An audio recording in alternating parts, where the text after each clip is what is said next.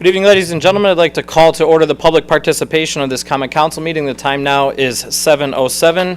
Just a friendly reminder, we do have a 3-minute speaking limit. The time will be on the clock when you approach the podium. Please remember to state your name and address for the record. First up, I have Katherine Cheney. Good evening. My name is Hold on one second.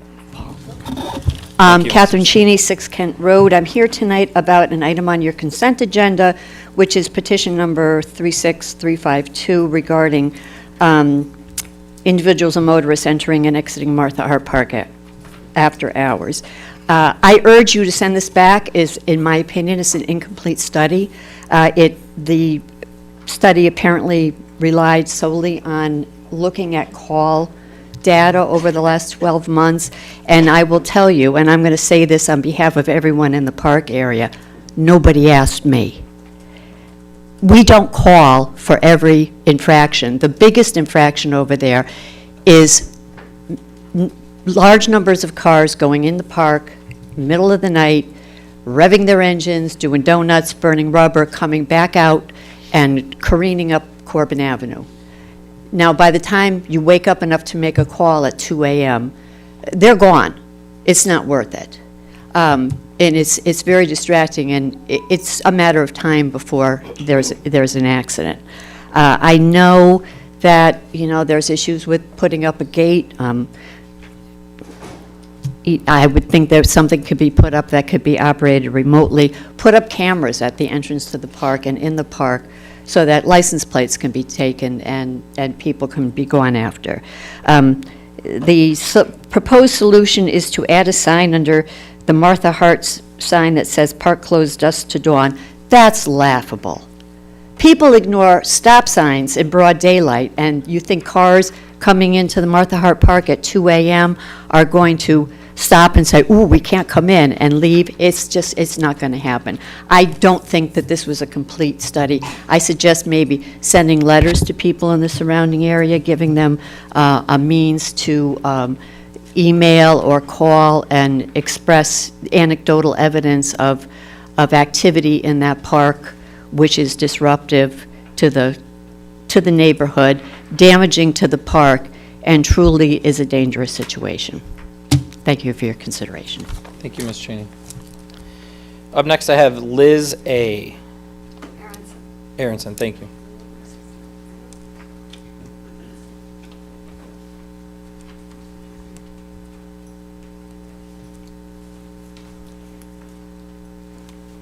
Thank you. My name is Liz Aronson. I live at 424 Commonwealth Avenue in New Britain, and I want to speak on resolution number 5 about the ceasefire in Gaza. It's very important to me. As a Jew, daughter of a rabbi, I care very much about the lives of the Israelis and the Palestinians, and too many people have died. And people might say, well, this is New Britain, this is a city, we have nothing to do with this. We can't make Netanyahu stop the war, or stop the bombing, stop the killing. But I think it's important to make a statement from a local group of people who all pay federal taxes, and it's our tax money. And there was just another $20 billion worth of weapons sent to fuel that war. And it seems to me that if, as Americans, not just residents of New Britain, but as Americans, we need to say no to this. We need to say no. And as Jews say, not in our name. And that's really all I want to say. Thank you very much. Thank you, Ms. Aronson. Our next speaker is Andrew Miller.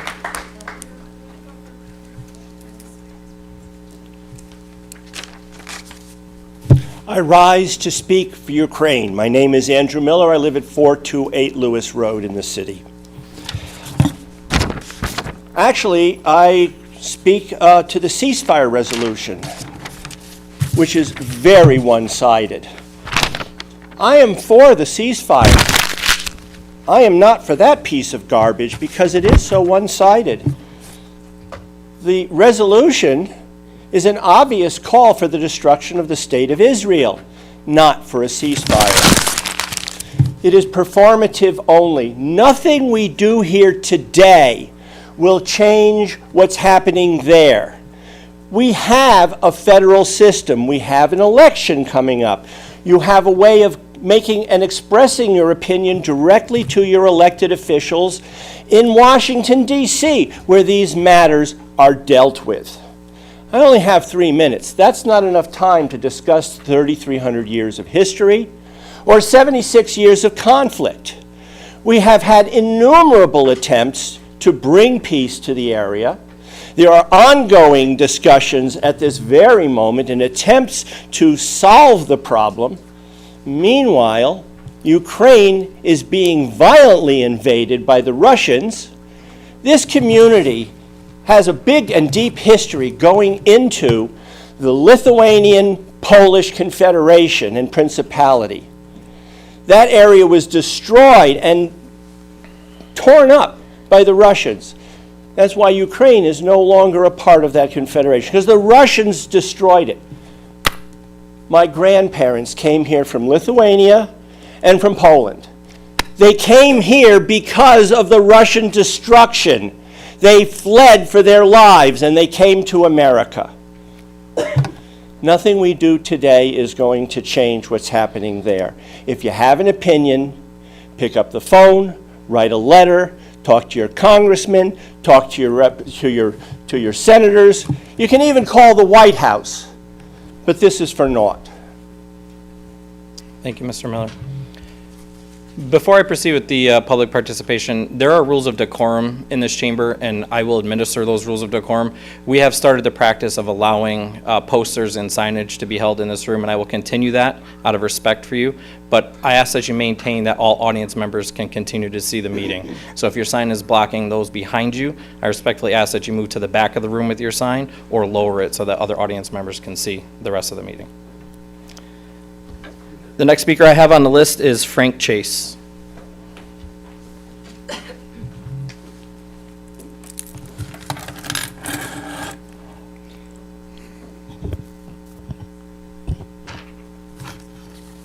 Frank Chase, 24 Roxbury Road. We were told back in September that it would take 1 year or more to have the Allen Street projects shovel-ready. It appears the Allen Street project will be shovel-ready by April 2025. As noted, the current mayor committed $4.2 million July 15th for the Allen Street project. After 30 years, city officials finally have skin in the project. We say thank you.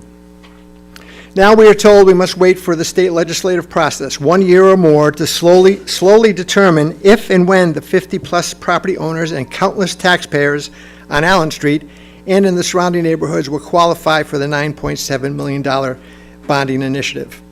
Here's what we say. Please expedite and fast-track this bonding initiative so the construction will begin in April 2025 as scheduled. No more fiscal delays. Here is why we qualify for this emergency state bonding initiative.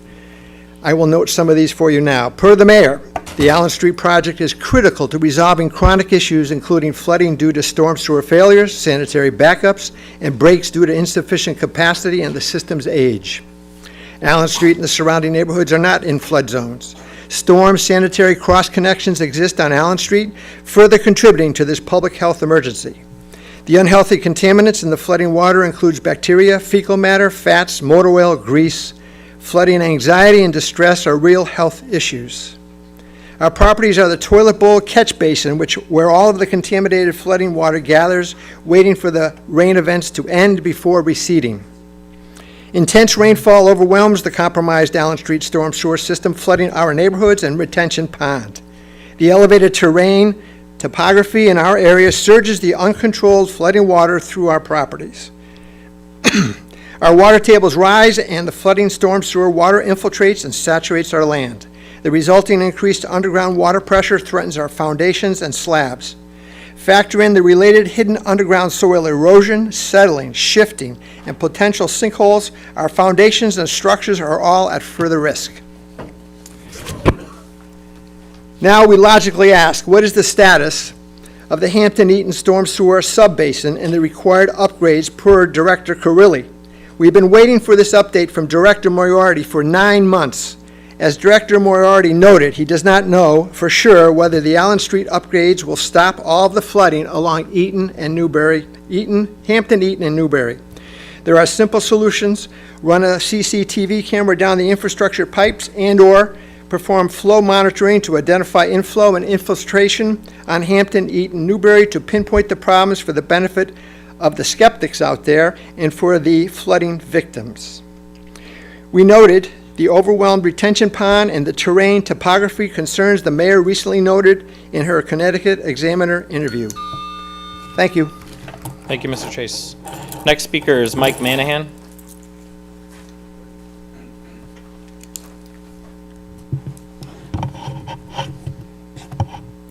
Good evening. My name is Mike Monahan. I live at 11 Kent Road in New Britain. I didn't know my neighbor was going to be here tonight. I also basically, before I talk about what I really want to talk about, I've made numerous calls to the police department, numerous calls to the mayor's office. It's on the record or whatever, if the record's keeping things like that.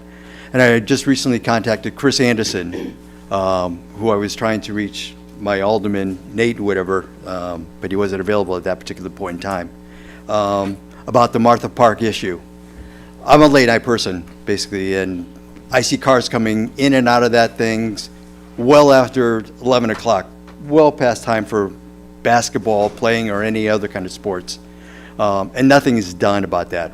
But that's, again, that's the issue. The thing that I really wanted to talk about tonight, and we're not asking for anything new, we're just asking for the police department and the city of New Britain to enforce the laws and the things that they already have on the books. And that's basically the speeding on Corbin Avenue. Everyone basically knows about it, from Shuttle Meadow down to the highway extension, all the way down.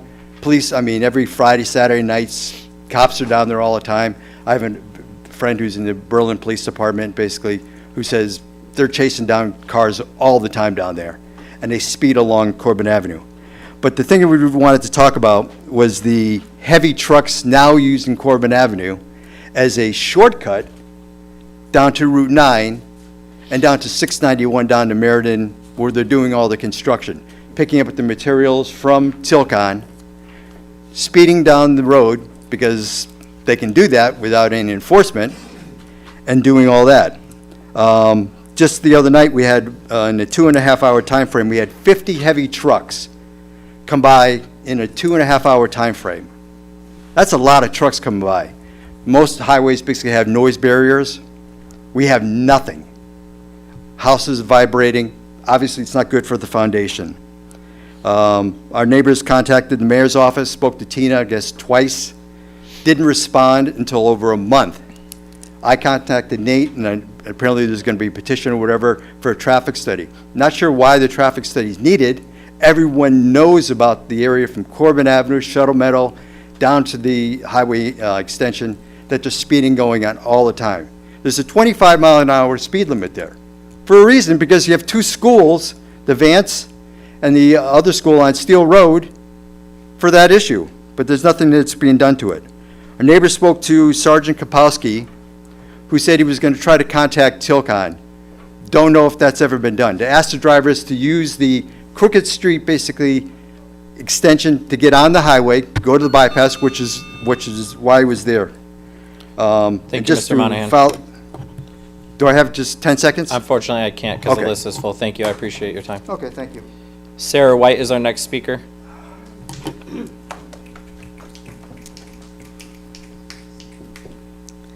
My name is Sarah White, and I'm a Jewish resident of Hartford.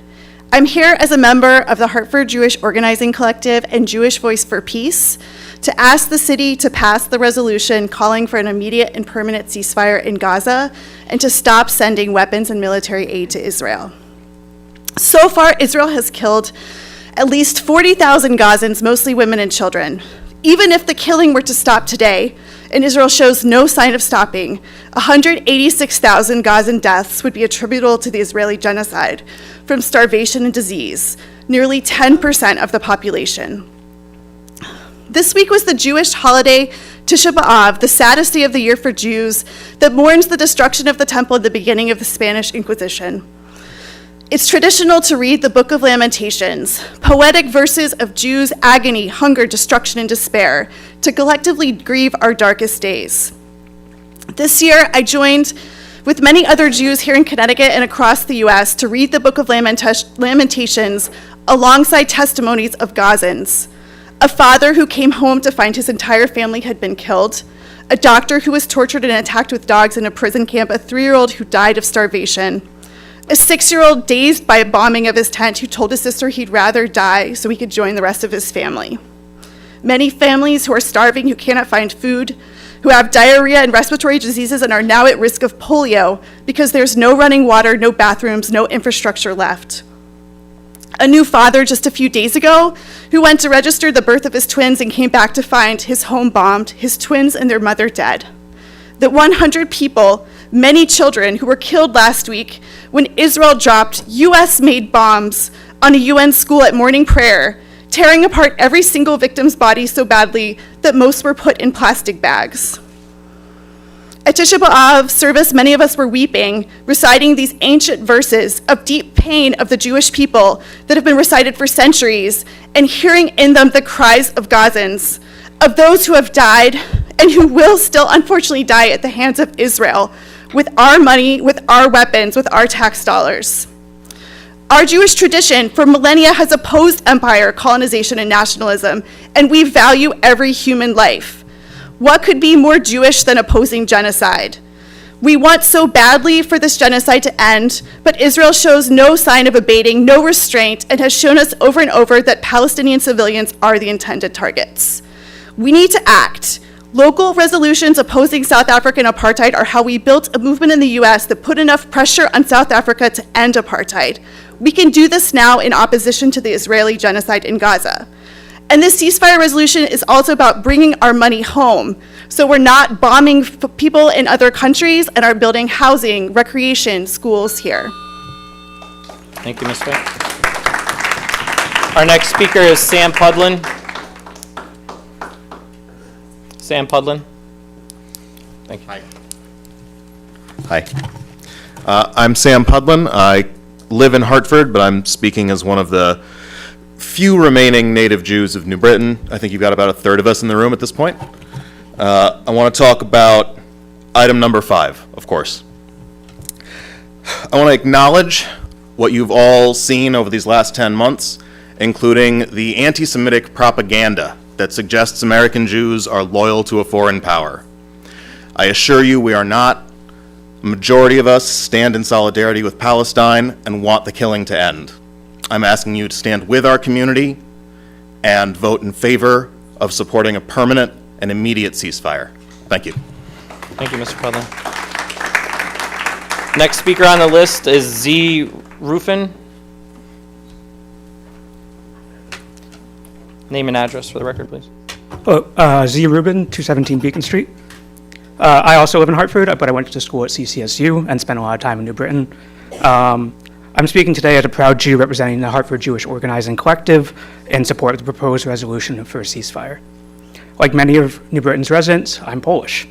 My ancestors were no strangers to oppression in Eastern Europe. Long before the Nazis invaded Poland in the 1940s, Jewish people lived in serfdom under kings, were expelled from their homes by Azars, and even further persecuted by the Second Polish Republic in the 1920s. Thankfully, my ancestors were able to escape, and they came to America, founded a synagogue, and were among the first Jewish settlers in the United States. I'm here today as a direct result of my ancestors' perseverance, and I'm speaking in their honor to ensure that nobody is to ever experience the suffering that they once withstood. Therefore, it is my duty to my ancestors to use my voice to advocate for those whose voices are permanently silenced by Israel's genocide of the Palestinian people. A government that actively chooses to perpetuate a cycle of violence instead of repairing the harmonious relationship that Jews and Palestinians once held. In our lifetime, we will see an end to the senseless slaughter of innocent lives in the name of religious extremism. Judaism is not a religion of vengeance. It is one of unity, compassion, and liberation. This is contradicted by the actions of the State of Israel every time they drop a bomb signed in Sharpie by U.S. politicians in the name of Jews across the world. Israel is not the monolith of Judaism. It is the byproduct of decades of bigotry, imperialism, and vengeance. My ancestors did not suffer oppression only to one day become the oppressors. We must end the cycle. Therefore, with my whole chest, I condemn the genocidal acts of the State of Israel. I condemn the violence they've committed against the Syrians and the Lebanese. I condemn the violence they've committed against their own people who fight for Palestinian liberation. I urge every single person on the council to join me in the fight for liberation by voting in favor of the ceasefire resolution and taking a step towards making Connecticut a beacon of hope in this everlasting struggle. Thank you. Ceasefire now and forever. Thank you, Mr. Rubin. Our next speaker is Carly Webb.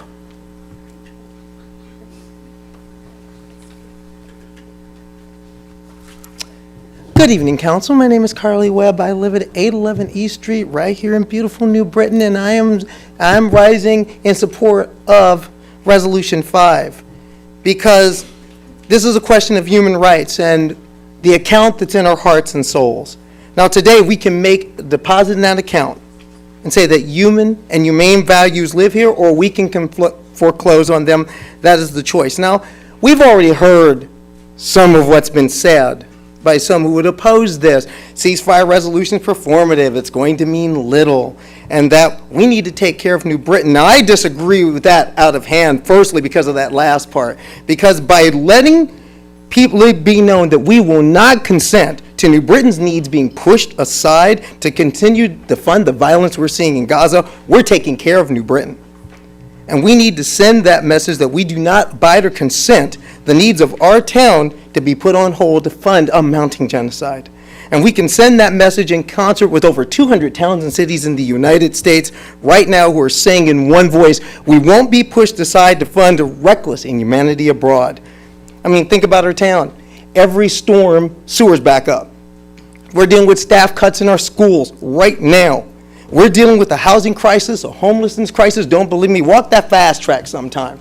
Look at the carts. Look at the tents. We have some clear human problems to solve. They're going to require some solutions that come from the best of who we are. Think about that scene of what I just talked about. We have homeless here who need help. And the funding for that help, a good chunk of it, is creating new homeless in Gaza. Now you think about that. That also sends me a clear message as a citizen of this town. Where's your heart? Where's your priorities? How will you govern me? To me, sending this message tonight in concert with other towns that are doing this is not performative. It means everything. And it means everything to say in one voice that the needs of our town cannot be delayed for recklessness abroad. In choosing this ceasefire resolution, we are clearly saying that we choose to be the best of ourselves and we choose to be our best New Britain. Vote yes on the resolution. Thank you very much. Our next speaker is Lily Marcato.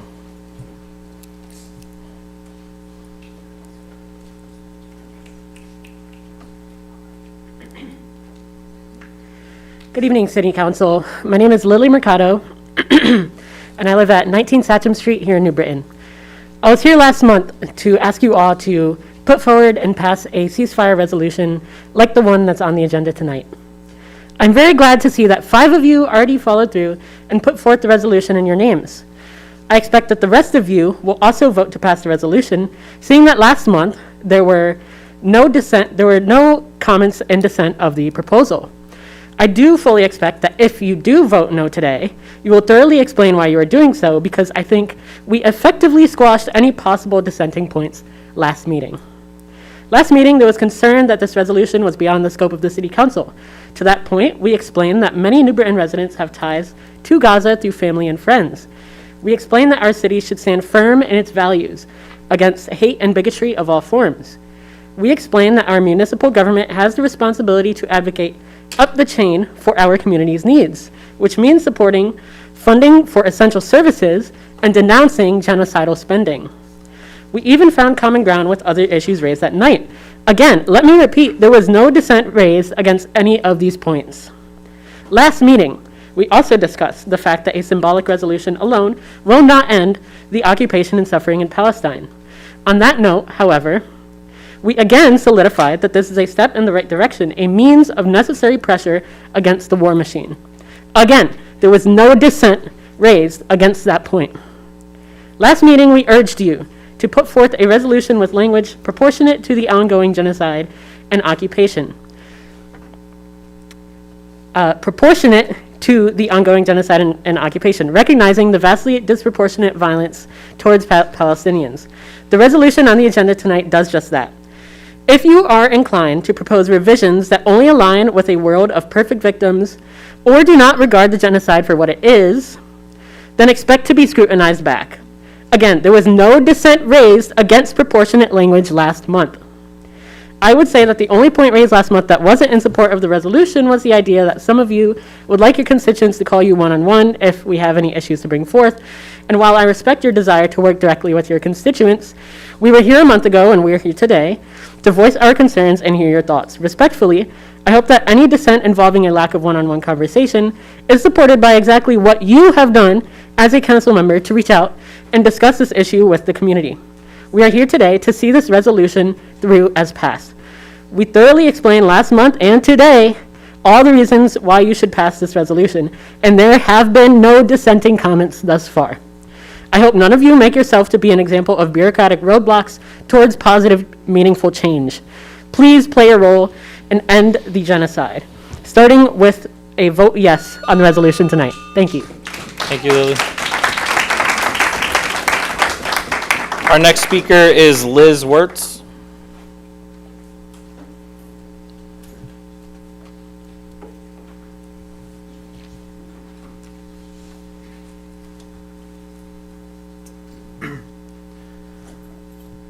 Hi, I'm Liz Wartz. I live at 1317 East Street in New Britain. Also, I'm here in support of a ceasefire resolution, as it's an issue that's important and close to my heart, as well as many others in our community. And it's time to apply pressure for a free Palestine from here in New Britain. So please vote yes for the ceasefire resolution. Thank you.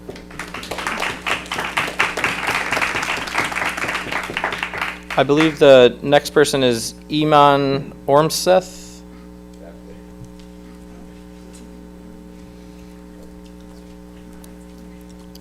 Hi, good evening. My name is Iman Orth. It's an Irish name. I see you've got a lovely Irish flag over there. I live at 90 Gerrard Avenue in Hartford. I come here as someone who's lived in Palestine for a year, also an Irish American. The Irish people were subjected to starvation by the British, just as the people in Gaza are right now. A week into the war in Gaza, one of the generals in the Israeli army said no water and no food into Gaza. That's what we're dealing with. That's what we've been dealing with for 10 months. People are starving to death. People are being murdered with U.S. weapons. And on May 31st, Biden announced a ceasefire framework that all parties had nominally accepted. However, in the last several weeks, the Israeli government has again moved the goalposts. So, if you want this to end, you just got to say yes to this. There's people who came here to say that nothing you do matters. I'm curious why those people came to speak if they think nothing happens here that matters. Every single person on this council's voice matters. Every single person's voice matters right now at this moment in history. We are on the precipice of a major regional war in the Middle East, something that will result and has already resulted in dead American soldiers. If you thought Iraq, if you thought Afghanistan was a serious war, just wait to see what's coming.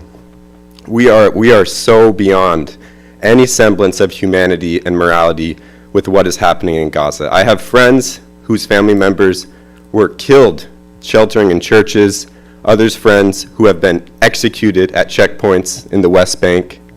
It is something that I will never forget for the rest of my life, what has been happening in the last 10 months in this country.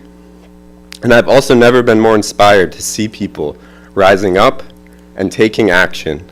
And if you haven't said anything or done anything until tonight, it's not too late. Another 100, 200 people will die tomorrow. They will die the next day, and they will die the day after that, if not from U.S. bombs, from starvation, polio, cholera, completely preventable diseases. I do a podcast. I've spoken with people who've resigned from the State Department over this. It goes all the way to the top. This is not a partisan issue. This is an issue of basic humanity. Find it in yourself to speak out. You may face some pushback, but in the long run, you'll feel much better. You'll feel lighter, and you will go through your life knowing you did the right thing. Thank you. Thank you. Our next speaker is Ann Spire.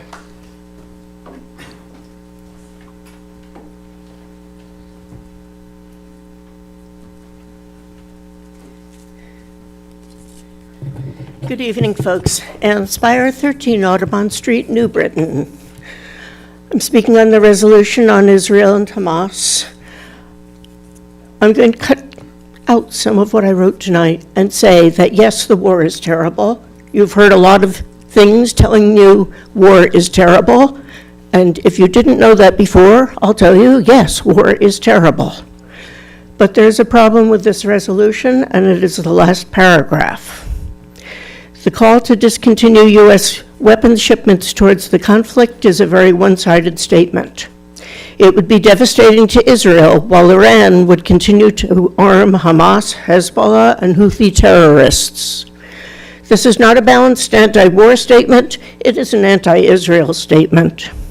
To do this would threaten the existence of Israel. Is that what you are calling for? Tomorrow, mediators from Egypt, Qatar, and the United States are planning to meet with the representatives from Israel and Hamas. Hamas has said it will not come. Some sources say that they are awaiting Iran's next move, hoping for a weakened Israel. Israel will come, despite this. These negotiations have been ongoing. They are complex and difficult, but I will say that Israel must come to them from a position of strength. They must be armed to continue fighting if need be. If you want to press for a ceasefire, you cannot undermine Israel, who is our ally, leaving Iran and its terrorist forces of Hamas, Hezbollah, and the Houthi militia empowered to move in and destroy Israel. The only way Hamas will come to the table is when it is to their benefit to stop fighting. They will not come as long as they think they have a chance to destroy Israel. It is in their charter. It is what they believe their destiny is. Disarm Israel and a peace agreement will never happen. Do not pass this resolution. I join you in being horrified by what has happened and is happening in Gaza. You should also be horrified by what has happened in Israel. There's much less press on it, but there is also death. There is people displaced all over the place, destruction of all sorts of parts of Israel, the economy, the ability to help the people who have fled there. The path that this resolution calls for only leads to longer and longer conflict. Yes, call for a ceasefire. Call for release of hostages and detainees. Call for emergency food, shelter, and medical aid. Get them in there. But do not call for disarming Israel and thus support the puppets of Iran, which is the main force for disruption of peace in the Middle East. Thank you, Ms. Spire. Shalom. Salam. Our next speaker is Ken Spire.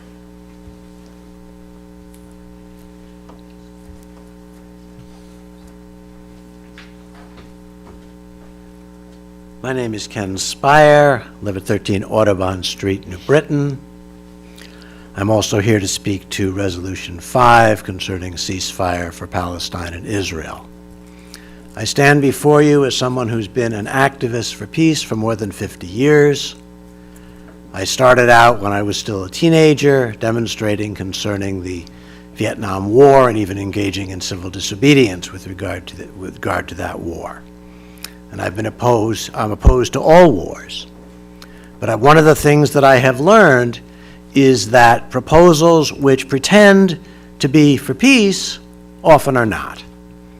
And such resolutions actually work against the cause of peace. Now, I don't question the sincerity of the other people who've spoken here, both New Britain residents and out-of-towners. I'm sure they believe what they're saying. But a resolution which calls for eliminating military aid to Israel is a resolution that calls for the destruction of Israel. And it will not work for peace, it will work to prolong and worsen the war. A truly balanced resolution calling for a ceasefire that both sides can agree to would be something entirely different. And I would encourage you to support a ceasefire. Since I have some time left over, let me also mention, the history of the conflict in what is now Israel-Palestine goes back thousands of years before the Palestinian people even existed. But the current round of violence began last October 7, when Hamas attacked and killed over 1,000 Israeli civilians. They did not attack any military targets. They attacked children and youth at a music concert. They attacked a kibbutz where the people were actively working for peace. And basically, they then and now were proud of these actions that they took against civilians. Israel has made some efforts to reduce civilian deaths and suffering. They have not made enough, in my opinion, but at least they are trying.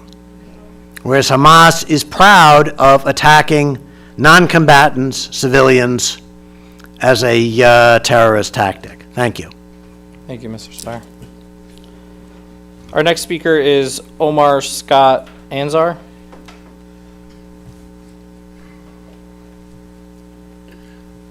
Hi, thank you for letting me speak. I am from Moosup, Connecticut. It's near Plainfield, near Rhode Island, and I want to thank you for allowing some people not from New Britain to come. I am the co-founder. Sir, if I could just have your name and address for the record, please. Yes, the name is Omar Scott Azar, as you said, and my address is 249 Sterling Hill Road in Moosup, Connecticut.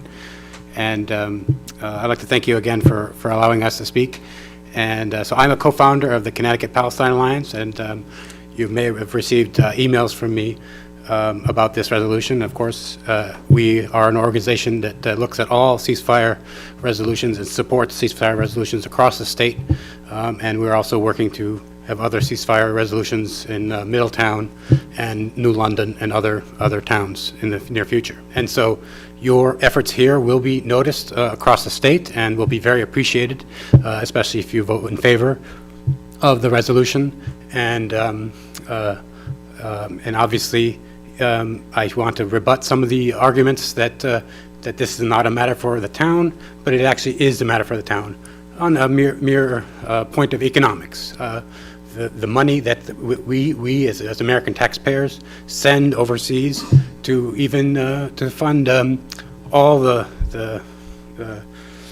ships, the aircraft carriers, and the submarines that are surrounding Israel as we speak, that they cost like $1 billion a month or thereabouts. And so these are extremely expensive operations that are being run by the U.S. military that come out of our taxpayer dollars. And that is money that can be, spent here in the United States on federal programs to support issues of housing and health care and the many issues that you have to deal with on a daily basis here in New Britain.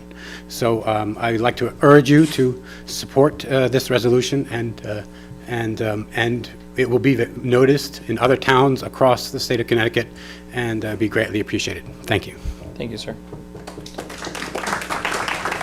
Our next speaker is Jillian Davey.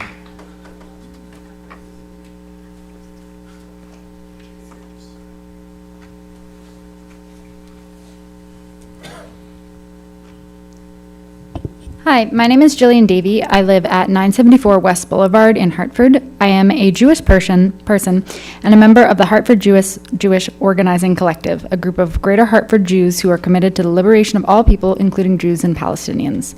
As a Jewish person, opposing genocide and standing against oppression is core to my identity and my faith. Judaism is and has always been rooted in tikkun olam, repairing the world, and above all, valuing and working to save human lives. Israel is committing genocide and has been committing a genocide against Palestinians for decades. Neither this current apartheid occupation or the current genocide started on October 7th, and anyone who says it did is either grossly misinformed or willfully lying because it feeds their narrative, which fuels Palestinian persecution and death. Neutrality is no longer an option, and not taking a side or refusing to vote in favor of this ceasefire resolution is unequivocally taking a side, the side of complicity and support for genocide, because silence always benefits the oppressor. There are no two sides to this story. There is no balance when one side has one of the most advanced and well-funded militaries in the world that it is using to commit genocide against a population that is nearly 50% children that is imprisoned in a concentration camp. So let's be clear. If you choose to vote against a ceasefire resolution that explicitly condemns Israel's terrorism and genocide of Palestinians, you are condoning genocide. It's really that simple. So when you go home to your families, your children, your parents, your friends, I hope you are able to look them in their eyes with the confidence that you have done everything in your power to stand against genocide, knowing that you are on the right side of history, knowing that you have an intact soul and that you are guided by morality and respect and compassion for human lives and dignity, knowing that you stood against the slaughter of innocent men, women, and children, knowing that you voted for a ceasefire resolution because you do not support genocide. You do not support the summary execution of civilians, of doctors, of children. You do not support the kidnapping and torture of Palestinians sheltering in hospitals and schools. You do not support the slaughtering and targeting of healthcare workers and journalists and aid workers. You do not support genocide. Anyone who doesn't want New Britain to pass a ceasefire resolution will say that this is something we should address with our state representatives, but we have been doing this for over 10 months, and we need now our cities and towns to take an official stand against genocide and put as much pressure on our state leaders and president as possible. We must affirm that we are unequivocally against genocide and will not consent to or pay for one with our taxpayer dollars. So New Britain City Council, please have morality, please take a stand against genocide and pass the ceasefire resolution tonight. I would also like to say that demand that City Council and Mayor Aron Stewart stop protecting killer cops and fire Connor Wrench. Justice for Catherine Cologne, free Palestine. Our next speaker is Jacob Pudlin. Our next speaker, Jacob Pudlin. It's okay. Hi, Jacob Pudlin, 407 Monroe Street in New Britain. I come here today initially to compliment the resolution, but because I was genuinely impressed by how honest and direct and powerful the language that I read was. Ceasefire resolution, if that wasn't clear. If a ceasefire resolution is a symbolic gesture, then it has to be honest, direct, and powerful. And it is symbolic when we do it, when it's done in New Britain, when it's done at the state level, the federal level, even the UN apparently. It's largely a symbolic gesture. So what you say matters quite a bit. And I'm worried. I'm worried that what is written in the resolution we've all read is not what you're going to say.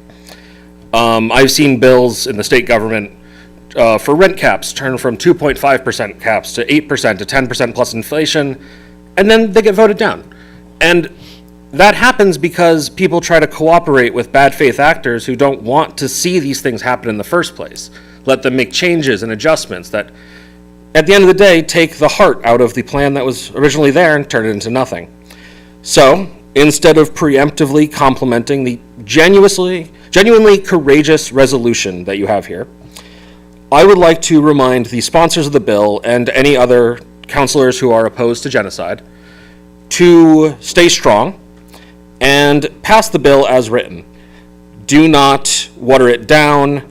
Do not change it to vague language. Don't remove its purpose.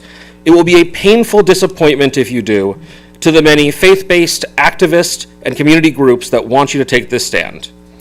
And if that's the only way to pass it, whatever, but do not participate in it. Don't vote to make it actively worse. Vote your actual beliefs. Do not vote for a temporary pause to genocide. Vote to end it and prevent the next one. Thank you. Thank you. That was the last signed-up speaker for the list. Is there anyone else in the room who wishes to address the council? Mr. Salerno, and then the person.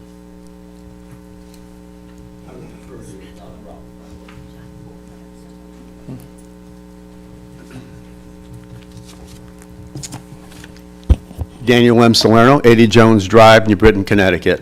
And I expect there will be no applause for my comments, which is fine. 3 minutes to be able to identify the Middle East crisis. 45 or 50 minutes to do the same.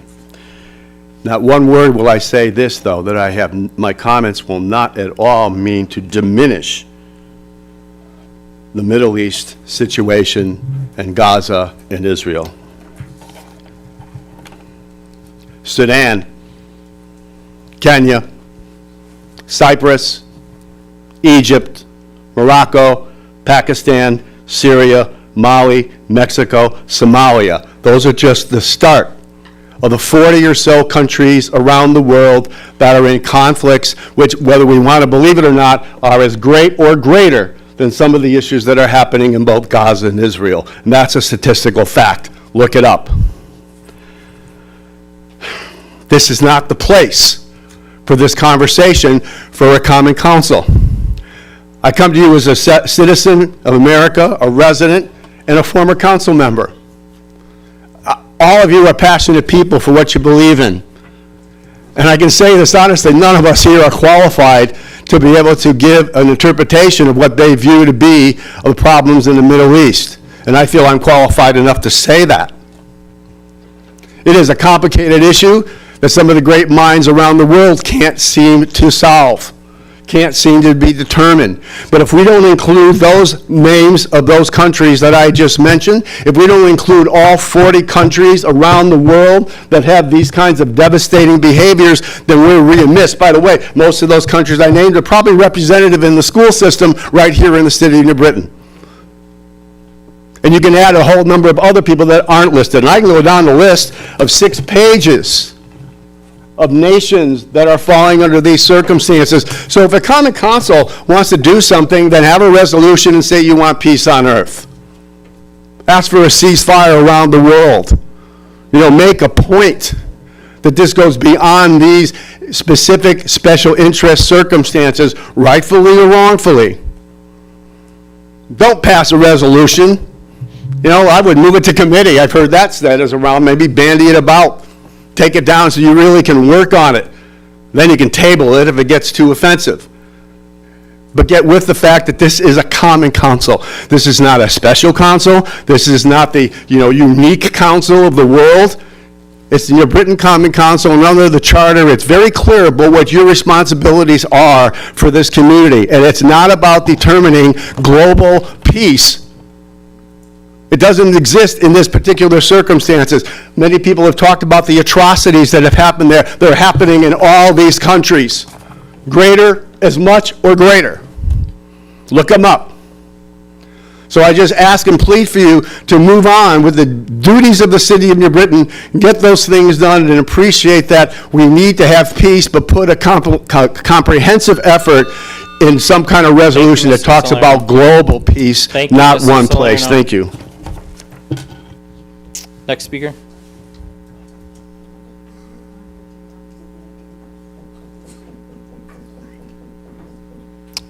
Can you just, there's a little voice icon on the. Thank you. Name and address, please. Yes, my name is Dr. Bulong Vargas. I live at 26 Chamberlain Street here in New Britain. I am unprepared because I didn't know this was happening tonight. Unfortunately, y'all really need to get on social media. But I will say this, I'm qualified. I'm qualified because I'm a human. I'm a human and I'm a mother. And I'm a mother who have watched other mothers bury their children. I've watched other mothers hold their dead babies in their arms. I've watched other mothers and fathers hold their beheaded children up for the world to see, to say, hey, can somebody say something? Do something, please. We know that y'all don't have the power to stop all the wars across the planet. We live in a white supremacist, imperialist, capitalist, colonialist environment. We were born in this. We were raised in this. We were socialized in this. It is true. It is fact. It is written in our founding documents. I'm a Black American. I am Puerto Rican. I am here because of enslavement and because of colonialism and the continued colonialism of this country on my mother's homeland of Puerto Rico. I am uniquely connected and uniquely qualified to say free Palestine, free Puerto Rico, free Hawaii, free Guam, free the Philippines, free all oppressed and colonized lands across the world. Sure, let's put that in the resolution. Let's put world peace in the resolution. Sure, let New Britain be the place that says, yes, no more war. Let us say yes, let's stop seeing mothers hold their dead, bloody, beheaded, unlimbed babies on social media and across the news. It is embarrassing, actually, that we're still here having this conversation, because we know you don't have the power to actually stop it. But you can say, hey, we don't agree. Hey, we're not okay with using our tax dollars while our houseless community is sitting on Arch Street with dirty and disgusting shelters and no place to go, while our school budgets are being cut across the state. This is a New Britain issue because our tax dollars are going to kill other people's communities, to make other people houseless, to destroy other people's schools and places of worship. This is a New Britain issue because last I checked, we're all humans in here. We're not aliens, right? We all still have some sense of morality and humanity, I hope. I pray. I really do. I pray for y'all because I do not envy the position that you're in. But I promise you, it's only going to get worse unless we all decide to be better, to do better, to speak up. Audre Lorde said, we do not have single issue struggles because we do not live single issue lives. This is not a single issue affecting one group of people over there. It is our issue. It affects us here, and you need to say yes to a ceasefire.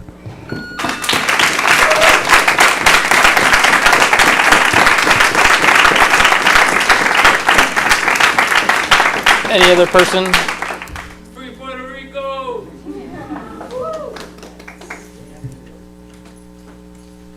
Good evening, members of the council. Hope everyone is doing well. John Board, Highland Terris. Good evening, members of the council. I rise today to address my strong opposition to proposed Resolution 5.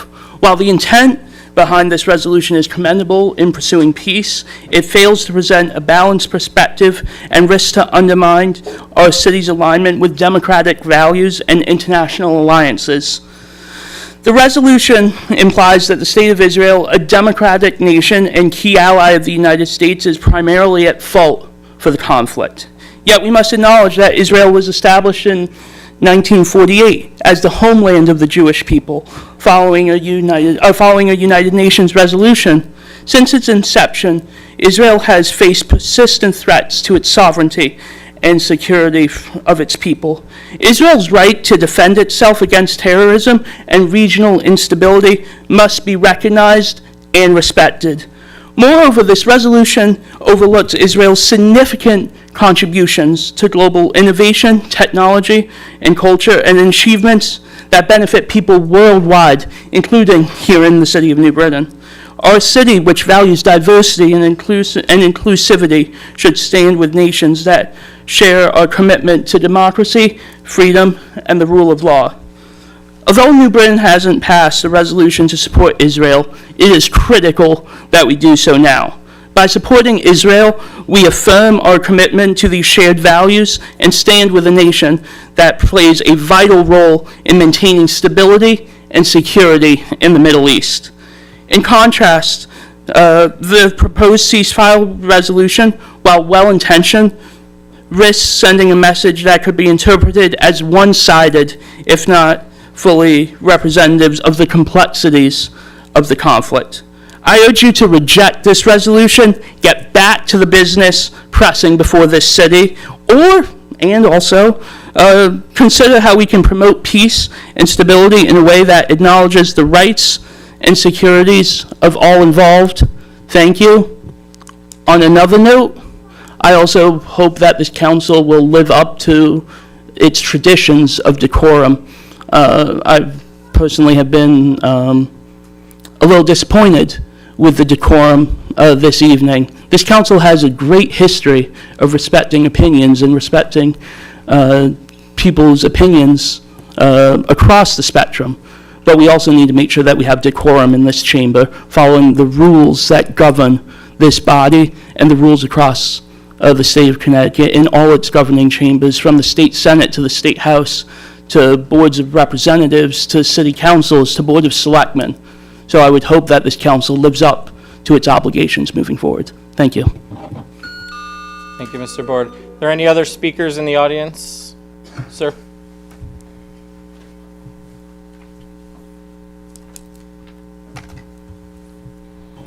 Thank you very much. Good evening, Council. My name is Patrick Thompson, and my address is 44 Brittany Farms Road. I would like to speak in favor of Resolution Number 5. New Britain. New Britain. Yeah, thank you. We have been witnessing the horror of this genocide for almost an entire year at this point, and I think it's more than time to ask for it to end. I would like to ask upon the Council to please use your humanity in whatever capacity exists to imagine your loved ones going through the worst of this world has to offer, the starvation, the bombing, and please choose justly. New Britain is a city of the world. We have people from all over the world, including Israel and Palestine, and our tax dollars are funding this genocide. The billions are being spent could come to here in our city to provide aid to our homeless, to our people, to our children for their education, and it would be a much better use than any other weapons we send to Israel.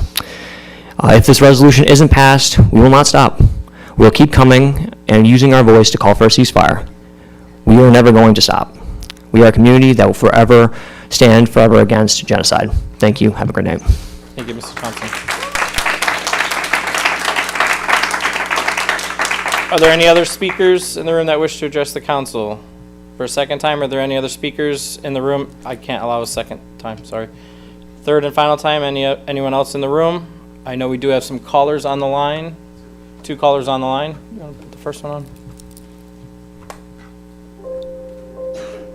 Hi, caller, you're live for public speaking. Go ahead. What are the last 4 numbers? Caller with 9739. Go ahead. Anyone there? 9739? Okay, must be listening. We'll go to the next caller.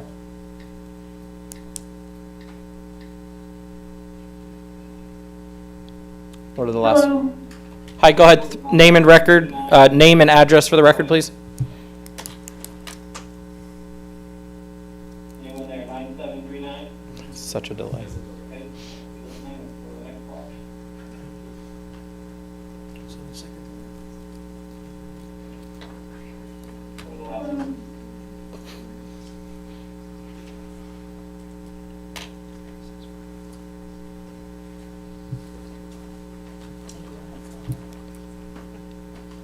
Go ahead, caller.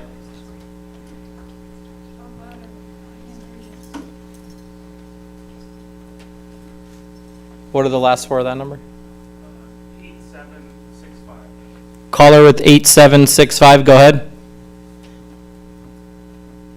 Hello. My name is Hillary Desarrojo, and I live at 407 Monroe Street, New Britain. I'm calling to speak on Resolution 5. I'm calling because there's currently a genocide going on in part by state, and I feel helpless to stop it. Our government keeps sending bombs, and those bombs keep getting dropped on innocent people.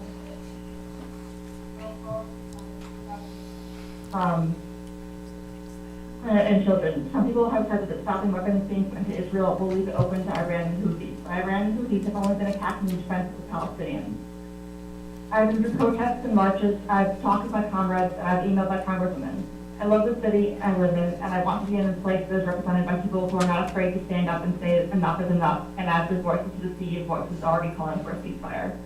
I know that the ceasefire resolution before us is symbolic, but so is everything we do, and it all adds up on top of each other. Let us join New Britain with the many, many voices across the country and call for a ceasefire and let our voices be heard. Thank you. Thank you, Hillary. Any other callers? No other callers? Okay, we'll give them, yeah. Caller, go ahead.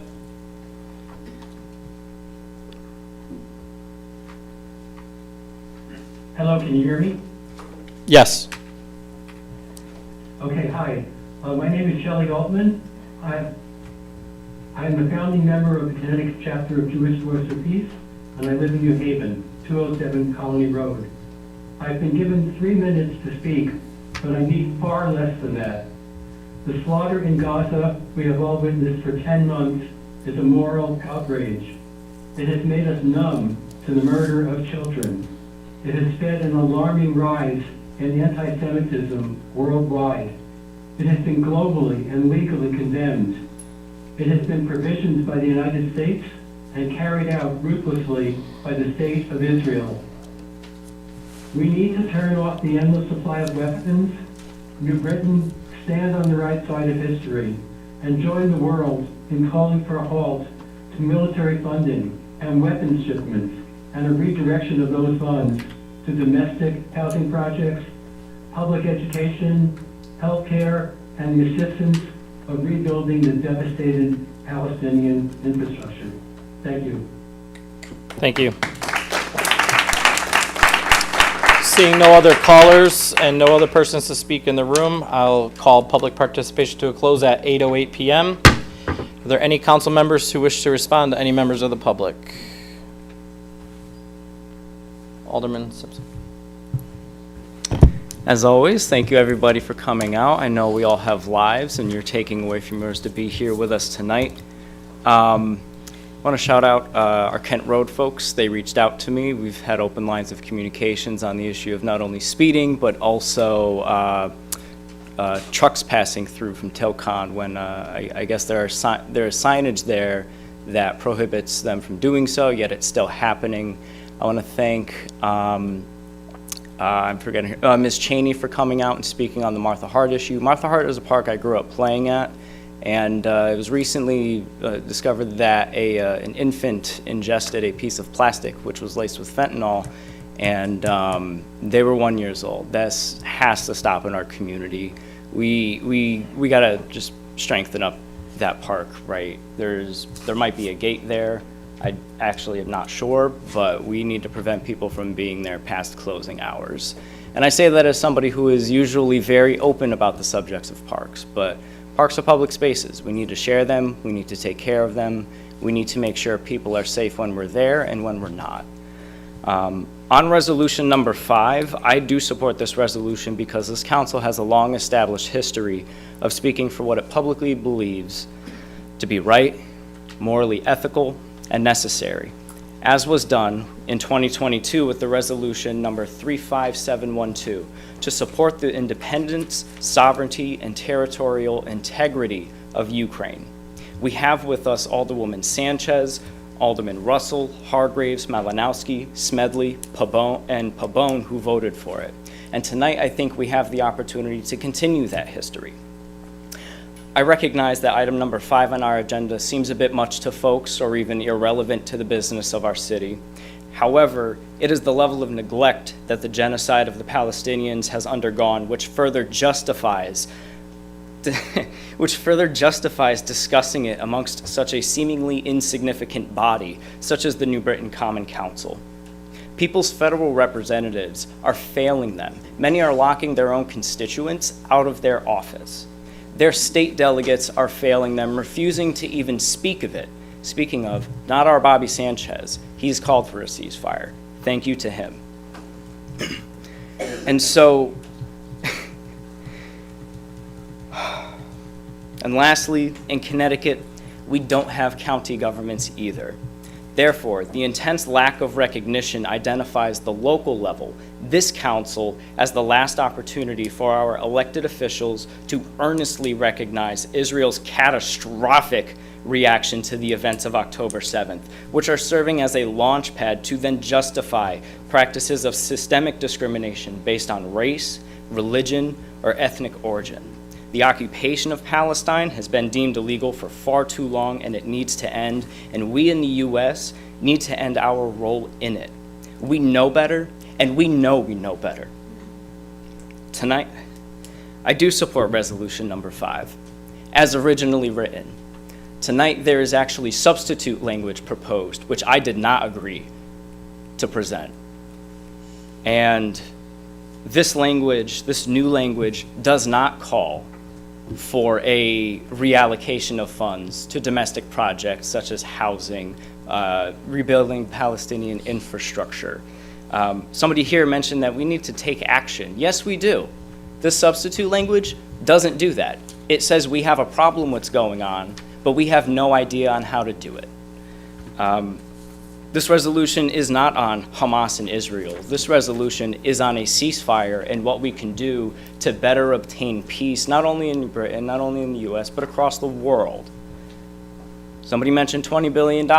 This is actually money that Israel sent to the United States. We're going to give them weapons beginning sometime in 2026.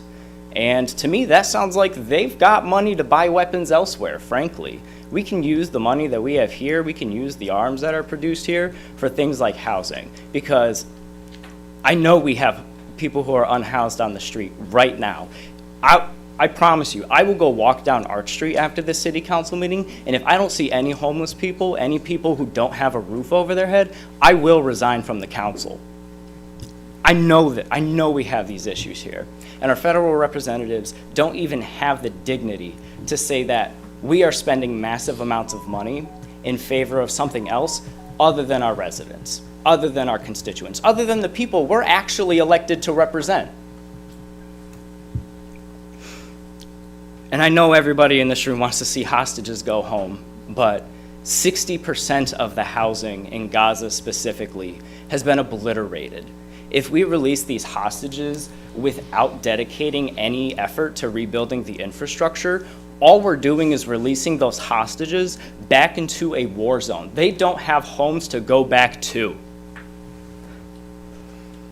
And the substitute language doesn't include those 40+ countries.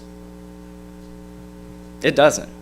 And Mr. Salerno, I promise you there are people in this room who are qualified to speak on this issue. We had somebody who spent a year living in Palestine. He has seen firsthand what is going on. And that's not to say I'm not empathetic towards the other causes, but the thing that I'm aware of here is that the U.S. is playing a direct role in this one, and that is where our voice matters. We do not control what Hamas does. We don't fund them. Our opinion is irrelevant to them. As for the other issues, I'm going to plead ignorance. If you can help educate us, bring it here. Call for world peace, right? But in this one moment, in this one instance, we have a direct role, whether we acknowledge it or not. And this substitute language that is going to be on the agenda, I'm sorry, I will not be presenting it.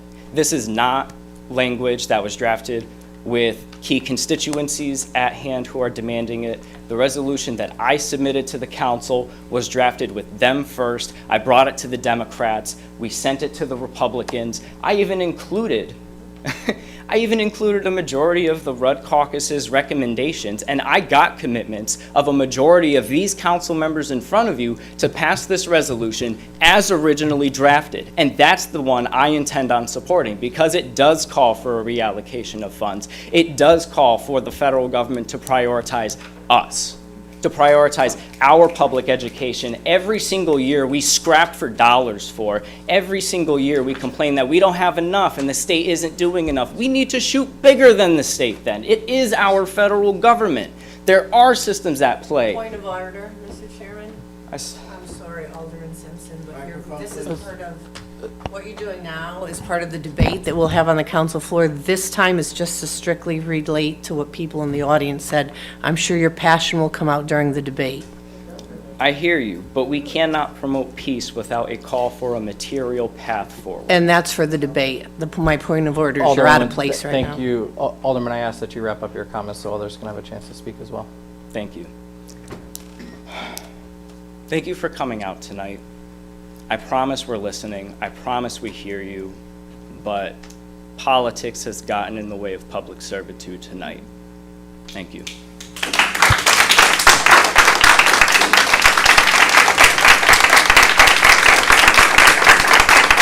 Alderwoman.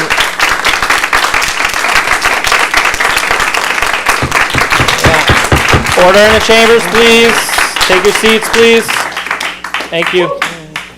Alderwoman Blancevasion. Thank you, Mr. Chairman. I'm going to save most of my comments for the debate that we're going to have on the resolution, because this is strictly to address what the public says. I think that Ann Spire made some good points, and I want to assure Ann that the substitute resolution actually takes into consideration some of the points that you addressed during your public comment. I want to also say that I disagree with Alderman Simpson. Genocide is genocide. Whether we're talking about the genocide of the Palestinian people, the genocide of the Israeli people, the genocide of the Sudanese people. So you cannot be selective. Order Excuse me. in the I chambers, have the please. floor. Thank you, Mr. Chairman. Alderwoman, if there are any further disruptions, I'll have the next person removed from the room. I ask that you maintain decorum. You had your chance to speak. It is now our chance to respond. Thank you. And that's not the first time there's been an outburst this evening. You have to, democracy, agree to disagree. Get to say your piece, and then the votes go on. I will be presenting the substitute language for resolution number 5, and I will read it in its entirety at the proper time so you can see the content of it. I will say that I don't believe that if we said to the United States Defense Department, don't spend that money on bombs going to Israel, that that money would turn around and come to New Britain to solve our homeless problem. So I think that's a false narrative being promulgated in this discussion. That money will stay within the Defense Department for something else. But I do support a ceasefire, and we will talk about a ceasefire, but it doesn't have to be on your terms or on anybody else's specific terms. We are all going to talk about what our personal feelings are about a ceasefire. We'll have that discussion, and then we'll vote. And we all are passionate about how we feel about it, and we all need to respect each other. And my heart does bleed for the pictures that are here, for the things we see on the news, for the reality of what's happening in Gaza. But my heart also bleeds for what happened on October 7th that was the stimulus for this particular action, not for the long history of actions that's been going on. And my heart bleeds for Ukraine and Sudanese and all the other countries in Africa that former Alderman Salerno talked about. So we may not agree with your verbiage, but that doesn't mean we lack any moral code. We just may look at it from a different point of view, and that's all I'm going to say on it in this time until we have the discussion. I will be presenting the substitute language for resolution number 5. Thank you, Alderwoman. Any other alder people wish to address public speaking? Thank you. That will conclude this portion of public speaking. I asked twice, Alderwoman. Go ahead. Go ahead. I asked twice. I pointed at you. Go ahead. Always have something to say. I just want to let other people go first. So first, I want to thank everybody for coming. And as always, your voice is always heard when you come. And I pray that today we will come to a loving, peaceful solution to acknowledge what is happening, because this makes me extremely sad what is happening. But first I want to talk about everybody that was here. I try to mention everyone, but I'll just do it very quickly because I know we're short on time tonight. And we have a lot of people here. For the Martha Park, I agree with Ms. Alderman Simpson. There was a little boy who just passed away or was injured there in that park, and I think we do need to increase the safety there. So I know there are a couple people who came out to speak about the safety at that park, and I think it does need to be addressed. And I think someone said that they were being ignored when they called, and I think that's completely wrong, that you're ignored. And thank you, Frank, of course, as always, for coming, and we will continue, to try to get the water issues fixed here in the city. Liz came and she mentioned some things about the financial issues and not in our name, and I heard that. And the ceasefire in Ukraine and stopping the gentleman that came and spoke about Ukraine. I empathize with what's going on there as well. So we hear you, about what's happening there too. Mike had said that he had made, that was the person who said that he made some calls. I'll skip over that right now. So Sarah, thank you. I know she took off, I think. Thank you for pointing out some of the facts about what's going on. She gave some really good points about South Africa, and the gentleman who had talking about some, oh, I'll skip over that because I can't remember how I'm writing. Somebody had a Black Matter shirt on and talked about, I didn't catch your name, but you talked about ceasefire and having it now and forever. That was you, actually, yeah, yep. And I liked that comment. And human rights and the person after that, Carol Webb, I believe it was, the human rights and the correlation it has with the homeless population. Lily, thanks for talking about the results of the last meeting. That was important for everyone to hear. And then somebody said vote yes, and then a man who had talked about the voices matter and doing the right thing. Annie, I love you. We've talked about this, and I hope that we can do a nice hug and a prayer before you leave. I don't want any human life hurt, so I want to be clear on that. Ken, as well, the same thing. And Omar, Scott, thanks for the work that you do with peace and noticing the importance. A lady who was wearing, I think somebody was wearing Justice for Catherine, thanks for pointing out that we need to stay on the right side of history.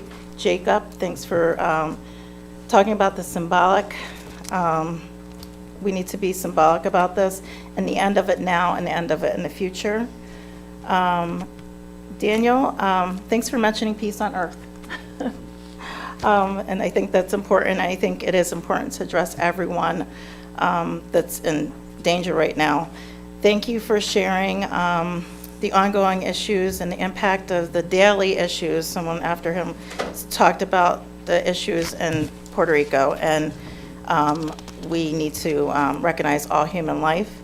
And John, talking about peace everywhere as well. And Patrick, putting ourselves in other people's shoes is what I mentioned about what you were saying. And Hillary, thanks for talking about the bombs. We don't want to continue to drop bombs on people. And the person from Jewish Voices, thank you so much for coming. I have a whole lot of personal things, but I think I'll save that for later. And I just thank you guys always for coming, and you know where I stand on this, but I'll give my whole personal message later. Thank you. Thank you, Alderwoman. Any other council member wish to address members of the public? Seeing none, this portion of the meeting is closed. I'm not in the mood.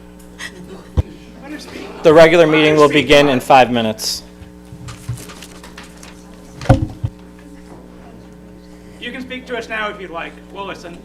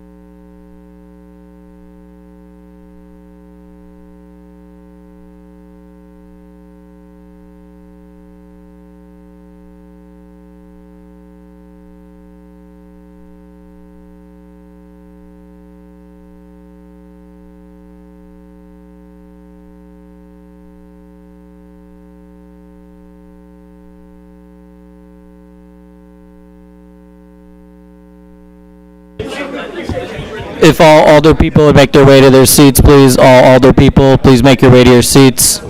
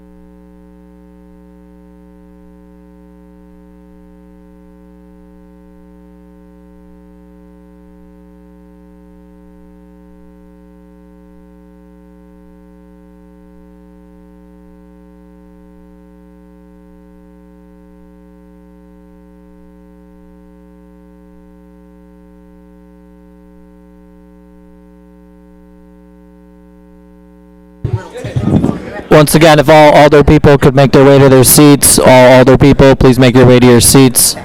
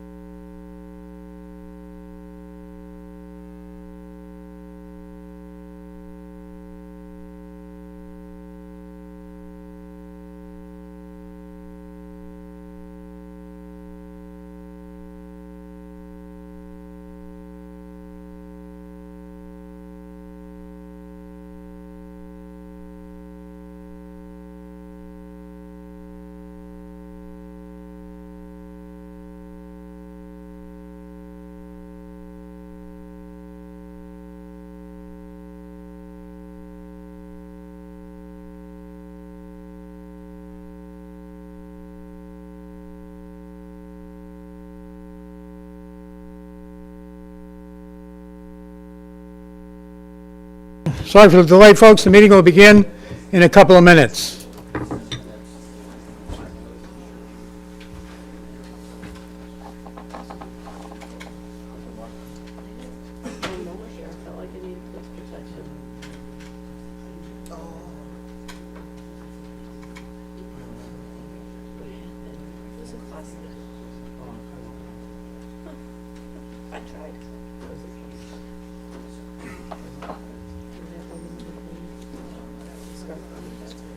Nate? Oh, Nate, there he is.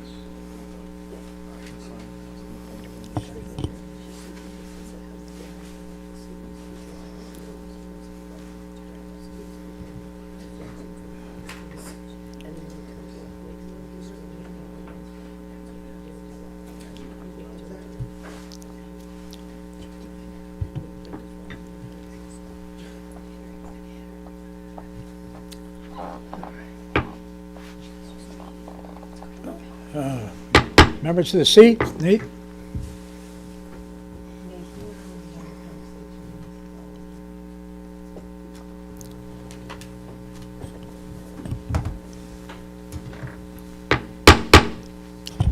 All right, welcome to the regular meeting of the New Britain Common Council for August 14th.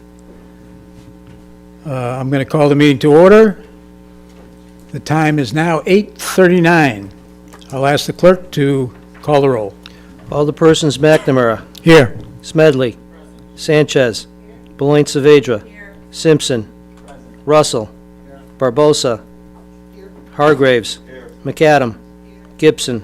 Scott. Connors. Malinowski. Pabon. Santiago. 14 present, Mr. Majority Leader. Thank you, Mr. Clerk. I'll ask everybody to please rise for the invocation, followed by the Pledge of Allegiance. Let us pray. O God, our Heavenly Father, as vacations and summer camps come to a close and the oppressive heat is over, give our residents the solace in knowing a cooler, colorful autumn is fast approaching. For children returning to school, provide them with the excitement, determination, and perseverance to excel in the classroom. We ask this in thy name. Amen. I'll ask Alderman Hargraves to lead us in the pledge.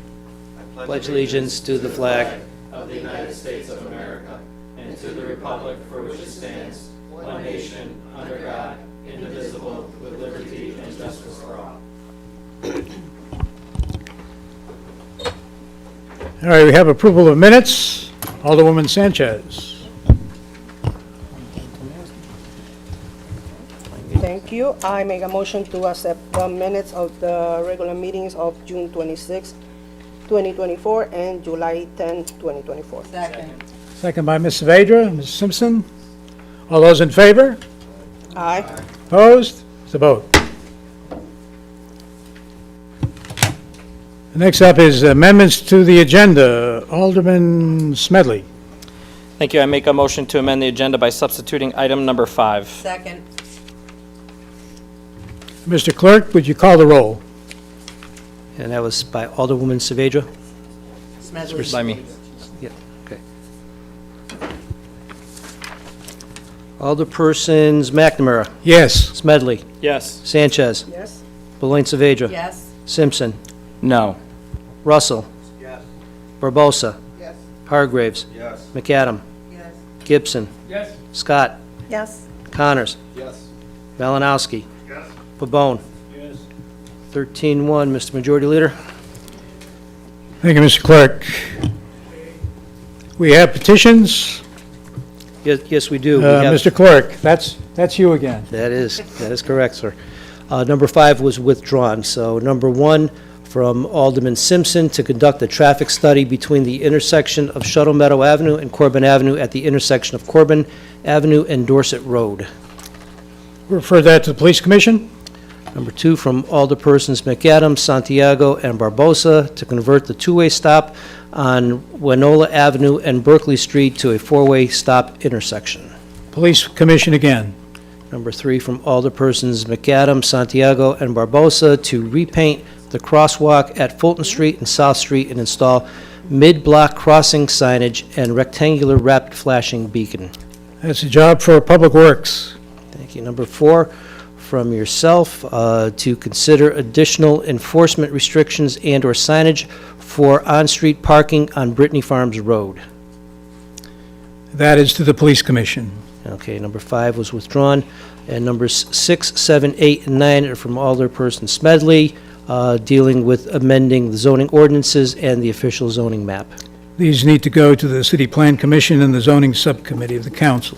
And that's it, Mr. Majority Leader. Thank you. Consent agenda, Alderman Sanchez, are there any items to be taken off the consent agenda? Thank you. I make a motion to accept a consent agenda of items A, B, C, D, E, F, G, H, I, J, K, L, M, N, O, P, Q, R. No S, huh? No. Okay. No, this on. All right, is there a second? All of those items are on consent. Alderwoman, Only because Ms. Cheney came and asked us to, I'd like to remove item number F from the consent agenda, if folks agree. Second. Well, you don't need a second. all those in favor? No, there's a roll call. Yeah. Do it this, too. Alderpersons McNamara, Yes. Smedley. Yes. Sanchez. Beloin Saavedra. Yes. Simpson. Yes. Russell. Barbosa. Hargraves. McAdam. Gibson. Yes. Scott. Yes. Connors. Malinowski. Pabon. 14-0. Excuse me, Majority Mr. Leader? Chairman, I'm sorry to interrupt there. Just a bit of housekeeping here for yourself and for the clerk. You're presiding over the meeting, so under our charter, you're not supposed to be voting unless there is a tie. Council, thanks for calling that to my attention. And I'm not sure, Mr. Clerk, if I wasn't paying attention, but you may have voted, Alderman, on the amendment, so that probably should be corrected as well. Okay, so on the- take off I'm just McNamara. pointing it out that I think the chairman may have. Yeah, let me the chairman's withdraw. vote- The chairman's vote may have been counted earlier. As a presiding officer, I'll withdraw my name from that. Okay. So we'll make it 12-1 on the amendments and 13-0 on the consent. Okay. Thank you. All right, we've reopened item F. Is that correct? Yes. Alderman? And I know the police are here this evening, but I just thought if we could refer this back to the commission, given the testimony you heard Ms. Cheney say tonight. So a motion to accept and refer back to the police commission. Second by Alderman Simpson, and And again, Mr. Chairman, through you, I normally don't do this. You know that normally I respect what comes out of the police commission, but in lieu of the comments that Ms. Cheney made, and I believe there was another gentleman who made some comments, at least in that neck of the woods, if we could take another glance at this particular location, that would be much appreciated. Thank you. thank you. Any discussion? All those in favor? Aye. Opposed? It's a vote. Referred back to the police commission. Resolutions returned from committee. Alderman Connors for the first item. Good evening. I rise in support of resolution item number 1 regarding zoning permits. Thank you. I have a motion to,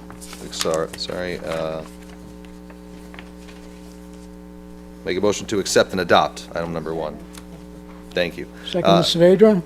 This resolution provides for the amendment of the zoning permit fee schedule to update the fees and establish a fee schedule that reflects the administrative costs associated with processing zoning and land use applications, including fees for site plan approval, zoning compliance, and various permits associated with building and planning regulations. This resolution is funded by the fees set forth in it. I urge adoption so that we can keep our fees at parity with our costs. Thank you, Alderman. Any questions or comments? Seeing no further discussion, all in favor say aye. Aye. All opposed? The motion carries. Alderwoman Barboza for number 2.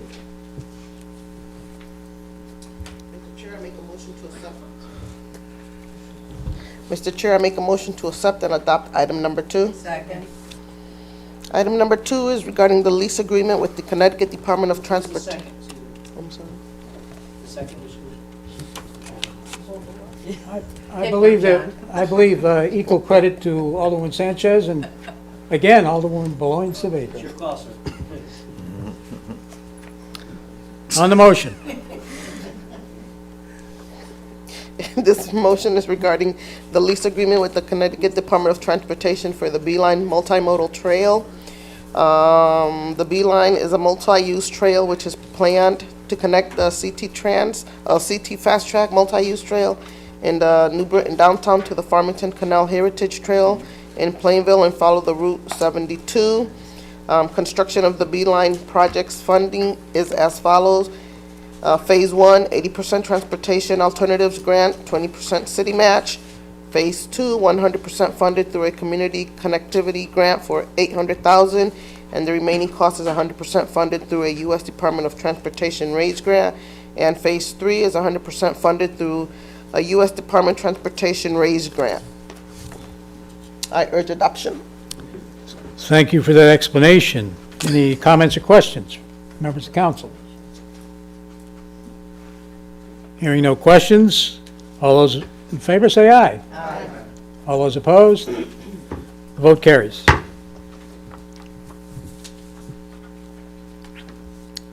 Item number 3. Alderman Connors. Thank you. I rise in support of of item number 3, and I make a motion to accept and adopt.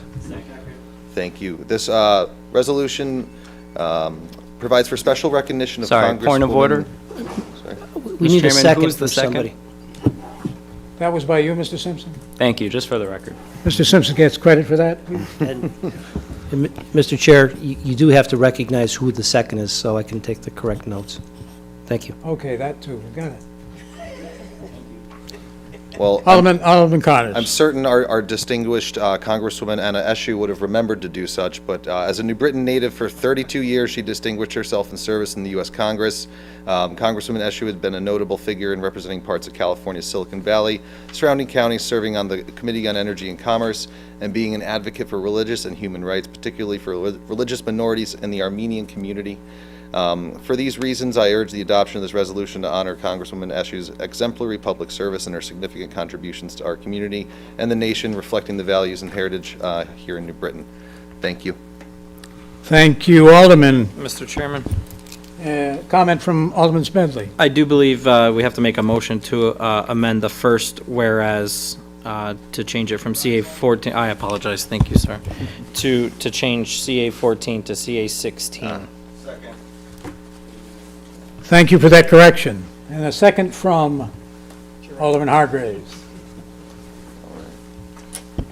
On the amended resolution, all those in favor say aye. Aye. All opposed? On the amendment. Okay. On the amendment, ladies and gentlemen. Aye. All those opposed? It's amended. Now on the main motion, all those in favor say aye. Aye. All those opposed?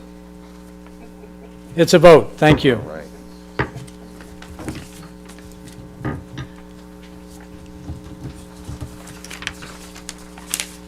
All right, next up, we have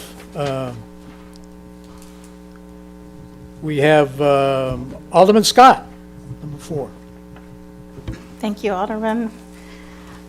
I make a motion to accept and adopt item number 4. Second. Second by Mr. Simpson and Ms. Barboza. Okay. Mr. Chair, you need to identify one person clearly who seconds the motion.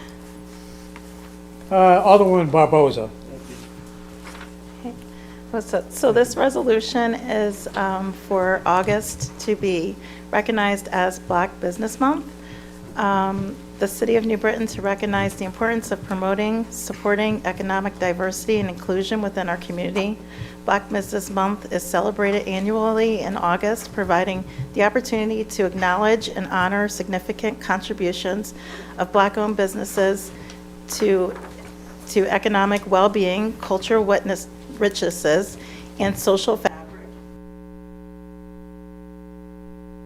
Oh my goodness. Should I start over? Or we're okay, right? So this is for Black Business Month in August. So Black businesses play a vital role in fostering economic growth, celebrating jobs, and serving pillars of our community despite facing unique challenges and barriers to success. The City of New Britain is committed to supporting Black-owned businesses and interpreters by promoting equality, providing resources, and encouraging community engagement to ensure their continued success and prosperity. And I did speak to a few. I sent out an email with some of the business owners I meet with and asked them to just list their businesses. So I'm just going to name them really quick, some of them. I can't mention everybody, but I'm going to mention a couple. So New Life, Shameric Touch, they're both on West Main Street, Cruise Planners, Spirit, Soul and Body, Billsbury Turtle, Two Girls LLC, Blaze Barbershop, Pergola, Missing Link, Sinet Consults, and Aspen's Library LLC. She writes little kids' books. Kimura, I hope I'm saying this right, Kimura Mano. She does like some vision board parties and really cool stuff. And Angelo Caribbean Travel LLC will be opening up soon. So I want to recognize August. I hope New Britain will recognize August as Black Business Month and encourage residents to support, patronize Black-owned businesses, celebrate their achievements, and join in a collective effort to create more inclusive economy. Thank you. Thank you, Alderwoman. Are there any questions? Alderman Hartgraves. Thank you, Mr. Chairman. I just wanted to say I also signed on to this resolution. I want to thank the writers of this resolution for bringing this forward, and I encourage all to support. I know I continue to support Black businesses in town and throughout, and I encourage you to all, not in just August, but throughout the year. Thank you. Thank you. Any other discussion? Alderman Gibson. Thank you, Mr. Chair. I also concur with both of my fellow alder people over there. Definitely support the businesses. They are vital to the thriving city of New Britain, and I hope you guys get a chance to go and visit, and not just visit, purchase, and support. Thank you. Thank you, Alderman. Any other comments? Hearing none.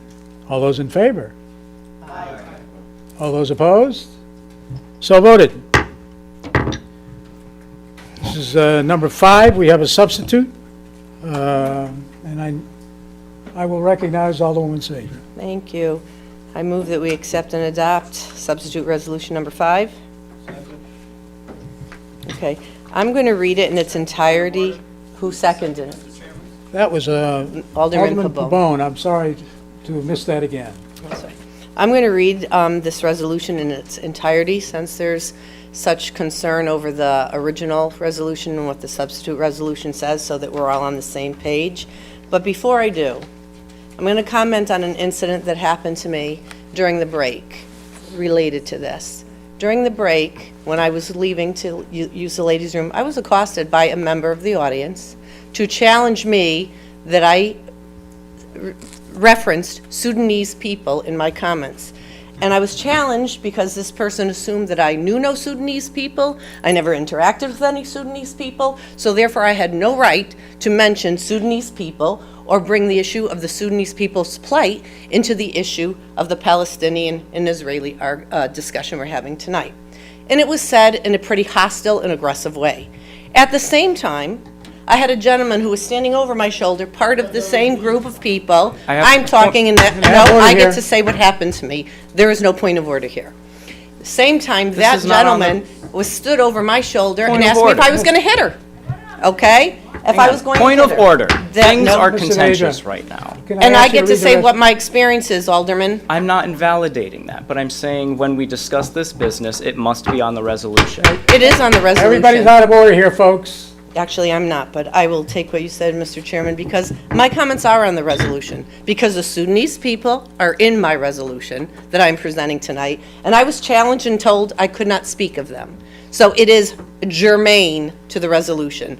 And then the gall of another member of the audience to ask me if I was going to hit her was absolutely ridiculous and insulting, okay?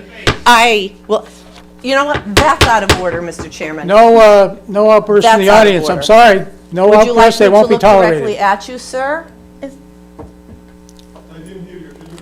No, you're out of order. No. Yeah. I'm going to have a 2-minute recess here so we can restore some order. recess. Sorry. You're wrong. You shouldn't, because it was terrible.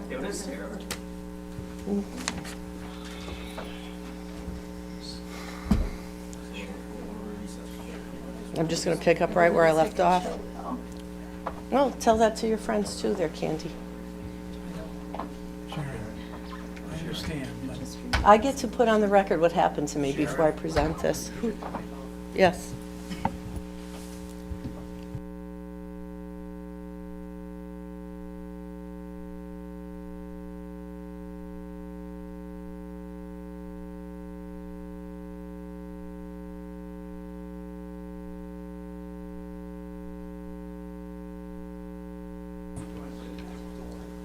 Clear the chambers. Because I'm not going to be catcalled when I go to this, I'm telling you right now. And I'm not hiding in the back. Okay, we're going to resume the meeting. If the members are in place, no outbursts will be tolerated. We need to get to the business of the meeting in this resolution. Ms. Saavedra. Thank you, Mr. Chairman. Make a motion to resume normal council business. Second. So moved. All those in favor? I don't believe that's necessary, but we did it. Very good. And I am going to read it in its entirety and then remind everybody here that 13 people did vote to put this substitute language on the table. To our honor, the mayor and the common council of the city of New Britain, the undersigned beg leave to recommend the adoption of the following. Whereas the city of New Britain is a city of all people, whose history and presence is informed by the struggles of those from all around the world. And whereas geographical conflicts are resulting in large-scale deaths, mass hunger, crippled healthcare systems, and a lack of access to humanitarian aid. And whereas the current conflicts in Gaza, Sudan, and Ukraine, as well as many other places, call into question the ability of the global community to put an end to bad actors on the world stage who willfully oppress and abuse people both internally and externally with acts of violence. And whereas state-sponsored attacks on civilian populations and terrorists throughout the world must be stopped to protect innocent lives and allow humanitarian aid to reach the people they oppress. And whereas cases of anti-Semitism and Islamophobia are becoming more frequent in the United States, and whereas the cycle of violence since October 7th, 2023 has claimed the lives of many thousands of Palestinians and Israeli men, women, and children, United States citizens, humanitarian workers, and journalists, as well as others. And whereas this common council calls for an immediate ceasefire in Gaza to achieve the release of hostages, humanitarian aid to flow to the people, and to rebuild the devastated communities in Gaza, while acknowledging that a two-state solution is the pathway forward to keep and maintain peace between Palestinians, Israelis, and other regional countries. And whereas this common council calls for the immediate withdrawal of Russian troops from Ukraine and for the Ukrainian people to be able to rebuild their country and their lives in their homeland, independent from Russian aggression. And whereas this common council calls for the international attention to the crisis in Sudan that erupted on April 15th, 2023, and we call for an immediate ceasefire in that country, which has been labeled by the United Nations as the largest internally displaced population ever reported. And whereas millions of lives are in imminent risk of famine and displacement during the absence of protected humanitarian aid and a ceasefire, now therefore be it resolved that the New Britain Common Council recognizes the significance of global perspectives regarding all people living under violence and oppression, including Gaza, Israel, Sudan, and Ukraine, and be it further resolved that the Mayor of New Britain and the Common Council call upon our elected leaders to take a position for peace in accordance with the United States and international law, and work to end these and other global conflicts that are taking the lives of innocent people, and to help create an atmosphere of shared responsibility, shared power, shared decision-making, allowing the average citizen to live in peace with access to clean water, food, housing, employment, education, medical care, and to be free from fear and oppression. And with that, Mr. Chairman, I recommend adoption. Thank you, Alderwoman. Mr. Clerk, you have the second, correct? Second by Mr. Russell. On the resolution. Alderman Simpson. Just want to make it clear that I don't necessarily disagree. Oh, thank you. Figured this was a committee meeting. No, I'm kidding. It's not that I necessarily disagree with this language. It's just that this language wasn't really cleared by our constituents.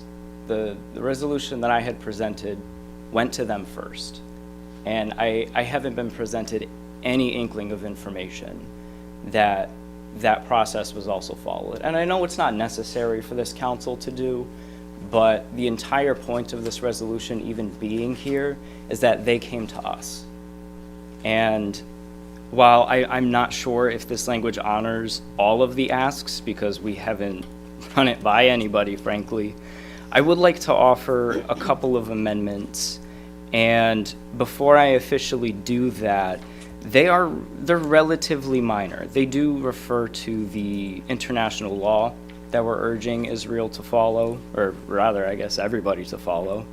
And it has just greater inclusive language. It doesn't change any of the fundamentals of what's presented here. But I would like to offer an amendment, and just for the sake of process, Mr. Clerk, do I read the amendment now or after? Need a second, I believe, Alderman. Second.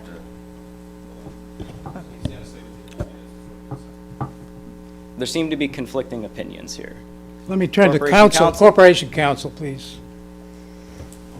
There needs to be just a statement about what the amendment is. All right, proceed, Mr. Simpson.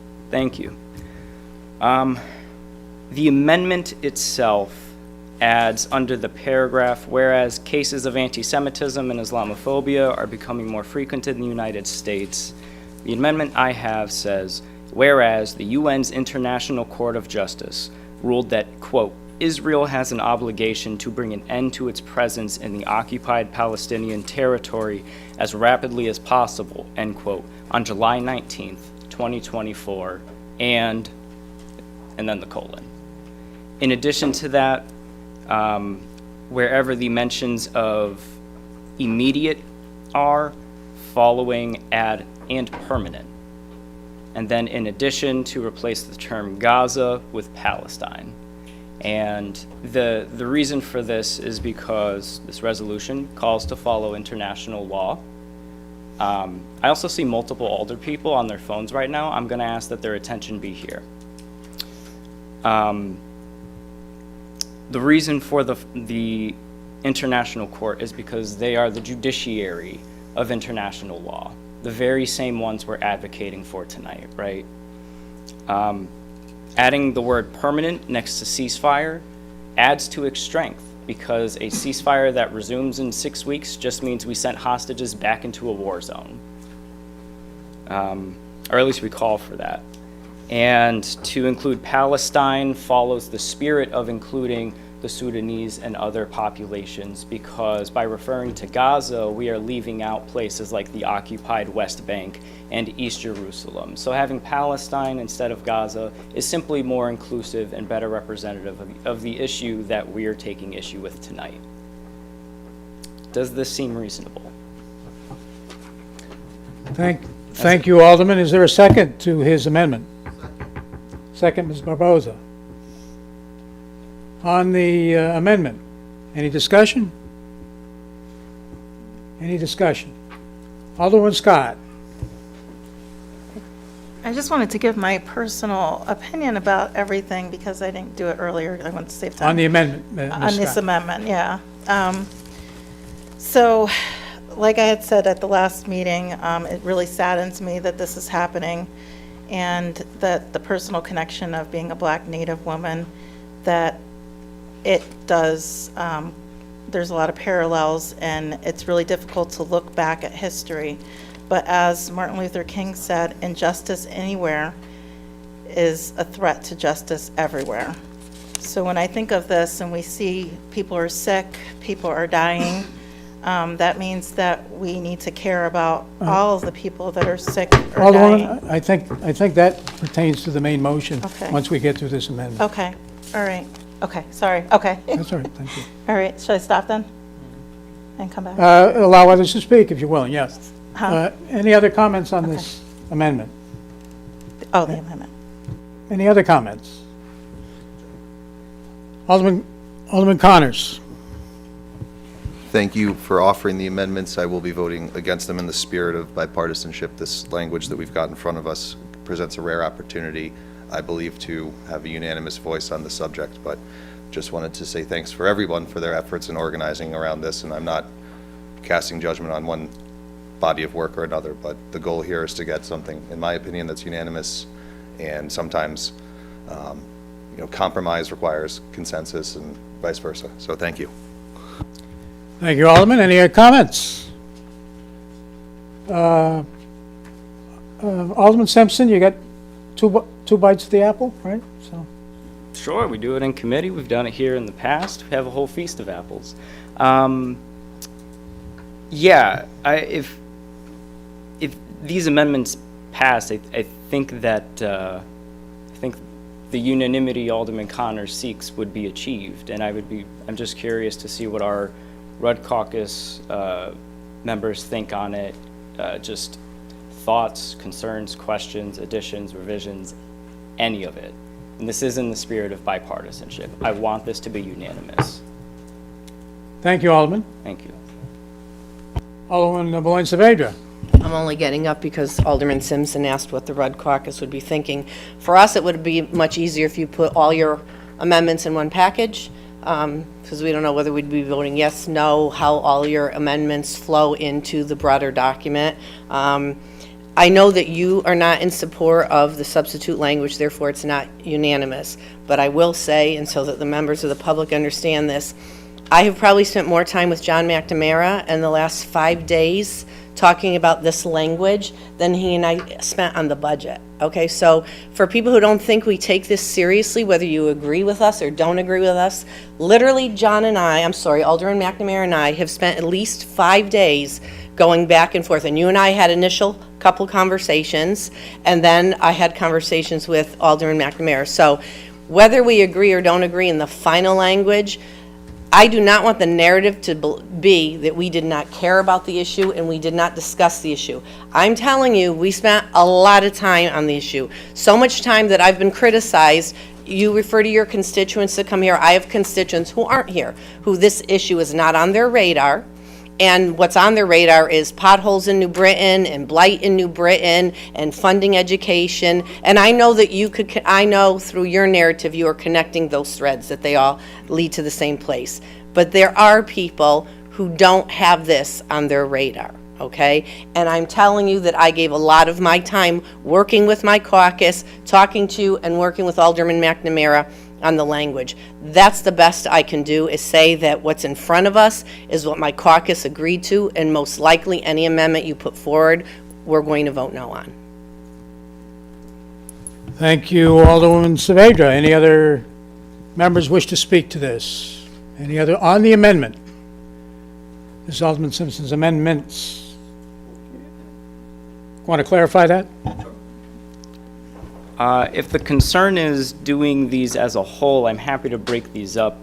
And I'll just note that including an item on a common council agenda doesn't take away from the other items on it. I have never once seen this body say, okay, we've got to number 9, sorry everybody, we've run out of time, go home.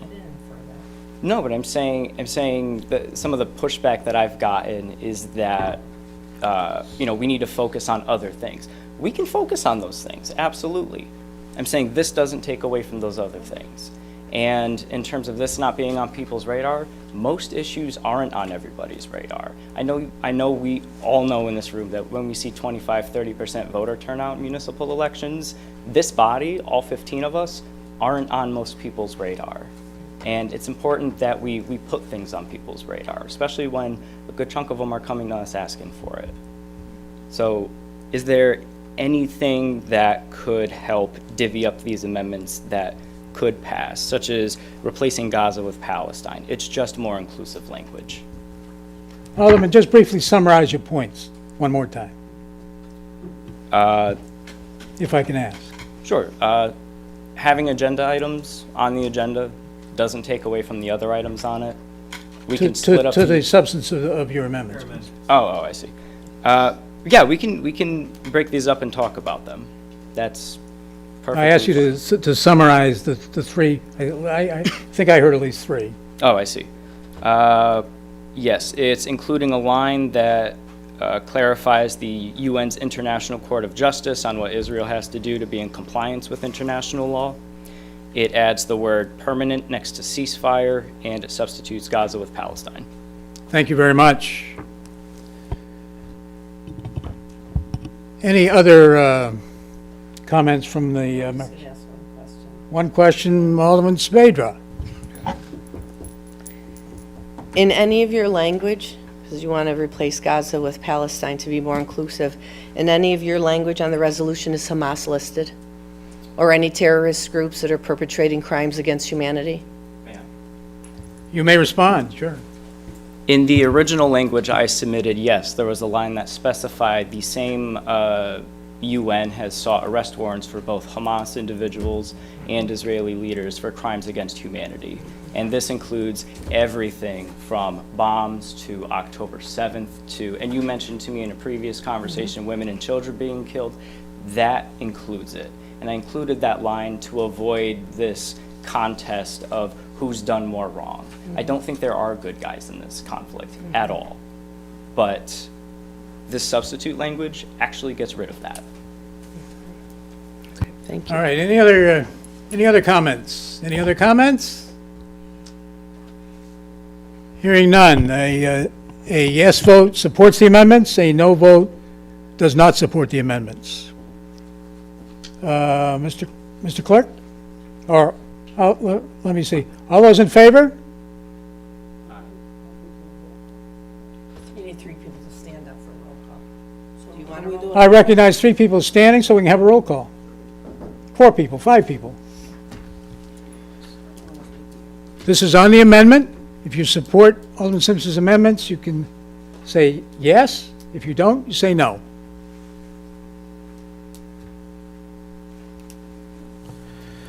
Alderperson Smedley. No. Sanchez. No. Beloin Saavedra. No. Simpson. Yes. Russell. Barbosa. Hargraves. McAdam. Gibson. Scott. No. No? Okay. Connors. Malinowski. Pabon.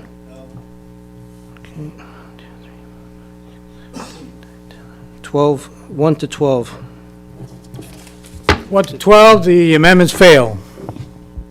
Now we're back to the main motion. The substitute resolution that Alderman Saavedra read for the body. Any comments people wish to make? Yes. Alderman Scott. Okay, so I'm just going to continue where I left off if I can. So we don't want to allow this to be anywhere or to anybody. And I think it's important for us to have a resolution tonight that will be symbolic of New Britain taking some form of stance against what is happening, a moral stand against that. And that is for a ceasefire.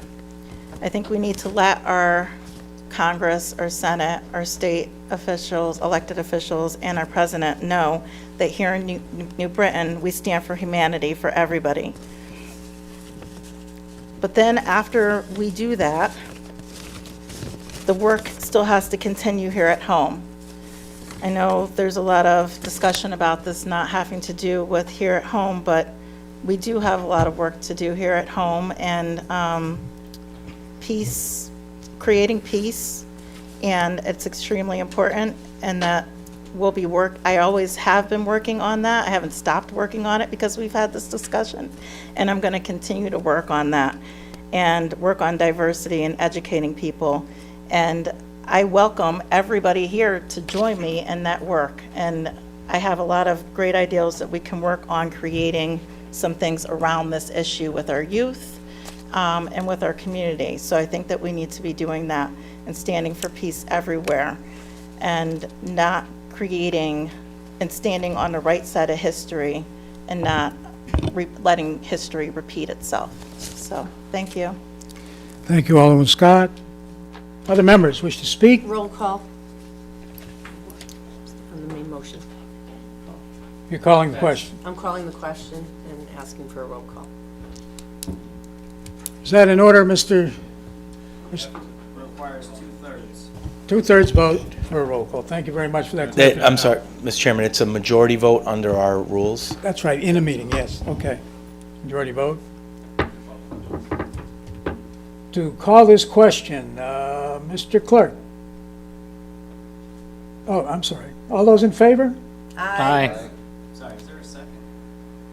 I believe. Second on motion to call the question. It's non-debatable. Why are we having a conversation? Thank you, Mr. Smedley. On the motion, I believe I heard a majority say yes to calling the question.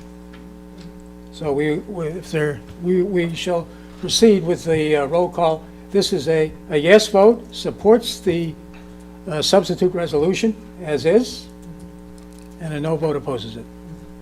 Now, Mr. Clerk. Alderperson Smedley. Yes. Sanchez. Yes. Beloin Saavedra. Yes. Simpson.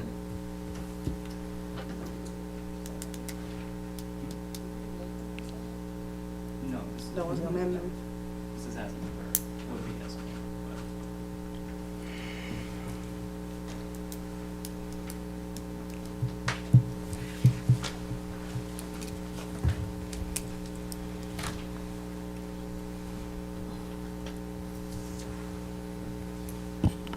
I understand. You want to pass, and I'll come back to you, Mr. Simpson? If it's legal, sure. I better ask the Corp Counsel if it's legal. Yes. Appreciate it. Take some time. Thank you. Russell. Yes. Barbosa. Hargraves. Yes. McAdam. Yes. Gibson. Yes. Scott. Yes. Connors. Yes. Malinowski. Yes. Pabon. Yes. Simpson. Round two. Yes. Barbosa.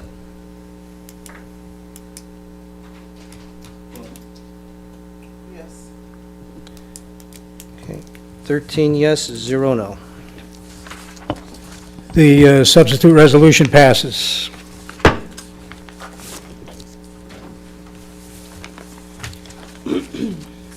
Alderwoman Beloin Saavedra for the sixth item. I move to accept and adopt resolution number 6. Second. Okay, through you. Second by Mr. Smedley. Through you, Through Mr. you, Chair. Thank you. through me, yes. So this is, we just got finished on a resolution that had to do with global violence, and this has to do with domestic violence here in the United States, political violence. And I won't read the whole thing, but it started, the impetus of it was the attempted assassination of a former president who's a candidate for office now, and the reflection back on the assassination attempt on Ronald Reagan and the assassination that actually went through on President Kennedy and his brother, R.F. Kennedy, when he was running for presidency. There are other names that are not in this resolution that are equally valid to be in here as political activists who were assassinated for their opinions or attempted assassinations, such as Martin Luther King. I kept it to presidents only because of the incident that just recently happened, but I understand how people feeling in this political climate is anybody who runs for office or who is an activist and an outspoken activist. At times you put yourself out there not only to be criticized, but to feel aggressive pushback when you don't agree. And so for my part, since I'm putting this forward tonight, I'm going to apologize to the two people in the audience that I got a little hot with today. I felt they came at me aggressively, and cooler heads did not prevail in the moment, so my mea culpa there. But I do want to read the final two resolves when we're talking about dialing down the rhetoric and trying to work bipartisanly and cooperatively with one another. So I'll say, now therefore be it resolved that the Mayor of New Britain and the Common Council stand against and calls for an end to all forms of political violence, and offer condolences to victims and those affected by heinous acts of violence that have happened in this country, and our country was built on acts of violence. Be it further resolved that the Mayor of New Britain and the Common Council call for an end to dehumanizing political rhetoric that may lead to increased acts of stochastic terrorism, and commits to eliminating it from local discourse so that we can work amicably and without animus together in a bipartisan manner for the betterment of our city, state, and nation. I do recommend adoption, but I do also understand the irony in me putting this forward after getting so upset on the previous question. But we all need to evolve, and I will do my best to evolve as well, and I recommend adoption. Motion's been made and seconded. Any discussion? Any discussion? Alderman Simpson. Oh. Yeah. Yeah. Oh. Alderman Simpson yields to Alderman Scott. I don't know, what do I say, I wanted to ask for an amendment to this resolution. Please describe it. Make a motion to make an amendment to this amendment. Okay, can you describe it for us? For underneath, whereas the part where it says "we as a nation," that underneath that part, that we add a part before the end, like right at the end, that says, whereas recent acts of violence to disrupt the democratic process, threaten election officials, and intimidate voters, undermine the right to vote, and free and fair elections, jeopardizing fair elections. So that's one amendment. I have two amendments. Did everybody hear that? Okay, proceed with your second one. The second one would be to underneath where we're talking about JFK and Robert Kennedy, that we add civil rights activist Martin Luther King Jr., who was also assassinated in 1968. Thank you. We've heard two specific amendments. Mr. Chairman, I'm sorry. I'm sorry to interrupt again. I think just to make it cleaner, it's one, it sounds to me like the Alderwoman's offering one amendment with that language. Inclusive of both languages, yeah. Thank you. Both whereases, as it were. Oh, yeah. Okay. Is everybody clear on that? Any discussion? Or is there a second for that, please? Second. Second, Mr. Simpson? Can Alderwoman Scott say the longer part again? We get the Martin Luther King edition, but can you read the other part? The other part. So whereas recent acts of violence to disrupt the democratic process, threaten election officials, and intimidate voters, undermine the right to vote, and free and jeopardizing fair elections. I didn't get that word in there. Free and fair elections. Okay, those are the amendments to the motion. It's been seconded. Any other discussion? Any other discussion? Hearing none from the members, all those in favor say aye. Aye. All those opposed?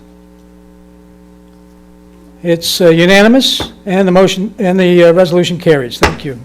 That was the amendment. Oh, the amendment. Okay, thank you very much. Now on the main motion, as amended. And Alderwoman Scott. I wanted to also add, just to point out that we can't put everybody who was assassinated in here, but I did want to point out Malcolm X and Fred Hampton is also being assassinated, and that we have so many people who have lost their lives. And I wanted to thank Alderwoman for what you were saying earlier, and if there was something that was said wrong to you that it shouldn't have been, and I'm sorry if that did happen, but I'm glad that, you know, you're making peace with it. And I hope, and I'm really happy that we actually have this resolution, because I really hope that we can have a peaceful city council and respect each other, and hopefully our constituents will respect us too, and we can have that peaceful relationship here in New Britain. So, thank you.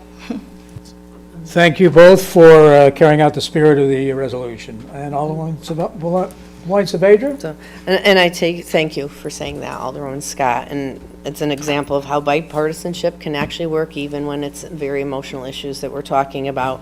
And I actually did Google all the political people that were assassinated, and it is amazing how many people on all sides of the aisle. This isn't an issue that's a Republican issue or a Democratic issue. Candidates and actually elected people on all sides of the political spectrum have been attacked, and we really need to be careful how our tone and tenor and the words do matter. And I guess we just really have to take that to heart and sometimes reflect on that. So, thank you. Thank you. And Alderman Simpson for another comment. No, this is a comment from before I let Alderwoman Scott take up. Alderwoman Saavedra, I just want to thank you for that reflection. And I hope it serves as a reminder that forgiveness can certainly help ease tensions and broaden our worldviews, and that it serves a reminder to everybody here that it's never too late to do the right thing, albeit the inconvenience may grow. Thank you. Thank you, Alderman Simpson. On the motion, we ready to vote? As amended. As amended. All those in favor of the anti-violence resolution as amended, please signify by saying aye. Aye. All those opposed? It's a vote. Thank you very much. All right. Now for the seventh item, an even more controversial item. Alderman Sanchez. All right, thank you. Alderman, I make a motion to accept and adopt item number 7. Second. This resolution. Second by Wilma Barboza. Alderman Barboza and... All right, Alderman Malinowski. Okay, this resolution is on regards of the Dazinski Festival to be celebrated this year on September 7, 2024. And I urge adoption. Thank you very much. On the September 7th Dazinski Festival, motion accept and adopt. And can I do the motion now? Right? Yeah. I You want to repeat that? Go ahead. I made a motion to amend the resolution by changing September 7, 2023 to September 7, 2024. Second. Very important. Thank you very much. All those in favor of the amended, the right date? No? The amendment has it. Now on the main motion for more pierogies on September. Come on, Alderman Malinowski. Represent the people. Oh. All those in favor? Aye. Opposed? Vote. Thank you.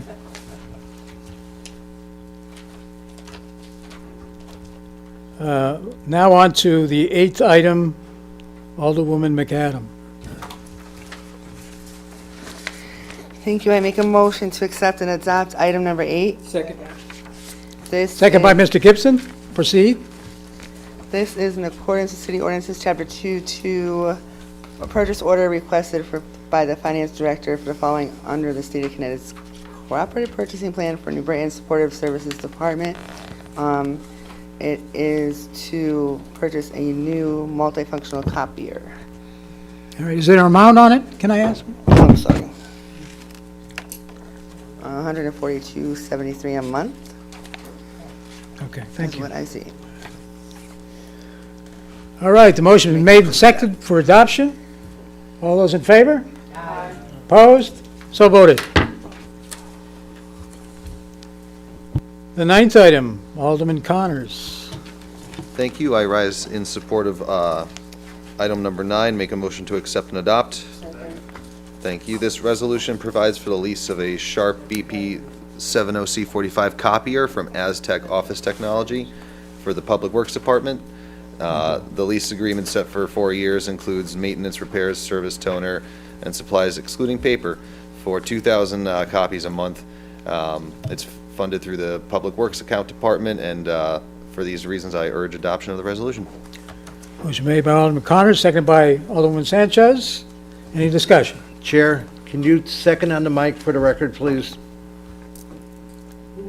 Can you say who Repeat. seconded on the mic, please? Yeah, that was Alderman Sanchez. Did you hear me? Yep, thank you. On the motion, all those in favor? Aye. Opposed? So voted. Item number 10, Alderman Malinowski. Thank you, Mr. Chairman. I make a motion to accept and adopt item 10. Alderwoman Sanchez again.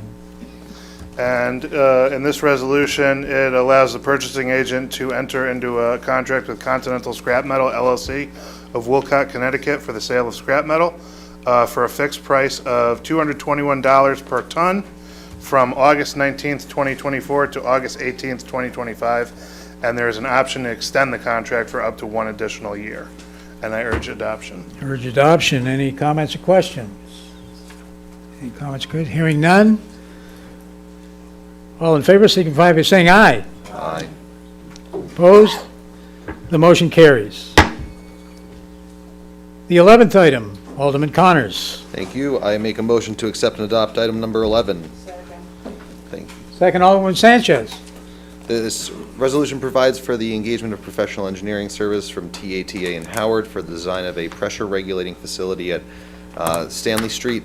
This project is crucial as it will allow the city utility division to backfeed low service portion of our distribution system from the high service area, enhancing fire protection, ensuring a reliable drinking water supply to the Hartford low road service area in emergency situations. This resolution is funded through the Britain Public Works Water Maintenance Transfer and Distribution Account for $26,500, and for these reasons, I urge adoption. Thank you. Thank you, Alderman. Any questions? Hearing none, all those in favor, signify by saying aye. Aye. Opposed? Hearing none, motion carries. Item number 12, Alderman Malinowski. Thank you, Mr. Chairman. I make a motion to accept and adopt item 12. Second by Mr. Hargraves. And this is already thinking about the winter plowing season. This is to issue a purchase order for $177,760 to Chemical Equipment Labs for salt, for 2,000 tons of salt for the 2024-2025 winter season, and I urge adoption. Thank you, Alderman. Any questions or comments? Hearing none, all those in favor signify by saying aye. Opposed? It's a vote. Thank you. Item 13, Alderman Smedley. I make a motion to accept and adopt item number 13 and refer to the Committee on Planning, Zoning, and Housing. Second. Alderwoman Sabeda. Thank you. This will be an amendment to Chapter 25 of the Code of Ordinances regarding accessory dwelling units. Any discussion? Hearing none, all those in favor? Aye. Any nays? No. Votes. I'm not voting. Number 14, Alderman Smedley. I make a motion to accept item number 14 and refer to Committee on Planning, Zoning, and Housing. Second. Alderman Russell. Thank you. This will be an execution of a ground lease and land disposition agreement with the New Britain Housing Authority and JHM Group. Okay, on the motion, this is being referred to committee. Is that correct, Alderman? That's correct. Okay. PZH. PZH. All those in favor of referral signify by saying aye. Aye. It's a vote. Mr. Chairman, I make a motion to accept item number 15 and refer to the Committee on Administration, Finance, and Law and Public Services. Second. Alderman Connors. Thank you. This is a cooperative agreement with the New Britain Housing Authority and JHM Group establishing a 39-year payment in lieu of taxes or pilot agreement of $750 per rental unit. All right. This is a referral. On the referral, all those in favor? Aye. All those opposed? The ayes have it. And on number 16? Is that correct? Indeed. Number 16, Alderman Connors. I make a motion to accept and adopt item number 16. Second. Thank you. This resolution provides That for was the... Alderman Sanchez, huh? Mr. Clerk? Thank you. The acceptance of additional $4 million allocation from the American Rescue Plan through the Coronavirus State Fiscal Recovery Fund to assist New Britain in its response to the impact of the pandemic. This resolution is funded through the State of Connecticut ARPA initiative, and funds to be requested by the city via Office of Policy and Management. The funds must be obligated by December 31st, 2024, expended by December 31st, 2026, and for these reasons, I urge adoption so we can effectively manage and utilize these funds.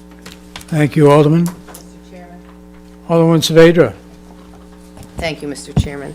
No questions, I just wanted to comment on that. This was the money that came in the day we voted on the budget, and at the very last minute, there were some additional funds that were made available. This was, of course, because of the lack of the state reimbursing us for the motor vehicle. So I just want to remind people why this money came to us, and at that budget meeting, I clearly stated that my preference was to give at least a significant portion of that money to public education. So I am anticipating next month when a resolution comes forward that talks about now this money's received, what we're going to do with it, that the entire council will be supporting my efforts and my recommendations and at least giving a significant portion, certainly with the blessing of the mayor's office, to public education. And I just wanted to make that clear that this was the pot of money we were talking about. Thank you. All right, thank you, Alderman Saavedra. All those in favor, Alderman Simpson, I'm sorry. Thank you. I know we all want to go home. I look forward to those discussions. You just heard me complain about how we don't have education dollars, housing dollars, so on and so forth. I do appreciate that these are federal funds not going towards bombs and instead coming right here towards New Britain, Connecticut. I just want to iterate that, and I fully support open and honest discussions on how this money is used, and I'm very grateful to the state allocation that we've gotten from it and to our federal delegates who have provided it. Thank you. Thank you, Alderman Simpson. Any other comments? Hearing none, all those in favor signify by saying aye. Aye. All those opposed? The motion carries. And before we adjourn, I just want to extend good wishes to Mayor Stewart, who is a bit under the weather tonight, and wish her a speedy recovery. Motion to adjourn. Motion adjourned by Alderman Simpson. Second by Alderman Gibson. All in favor? Aye. We are adjourned. The time is now 9:41.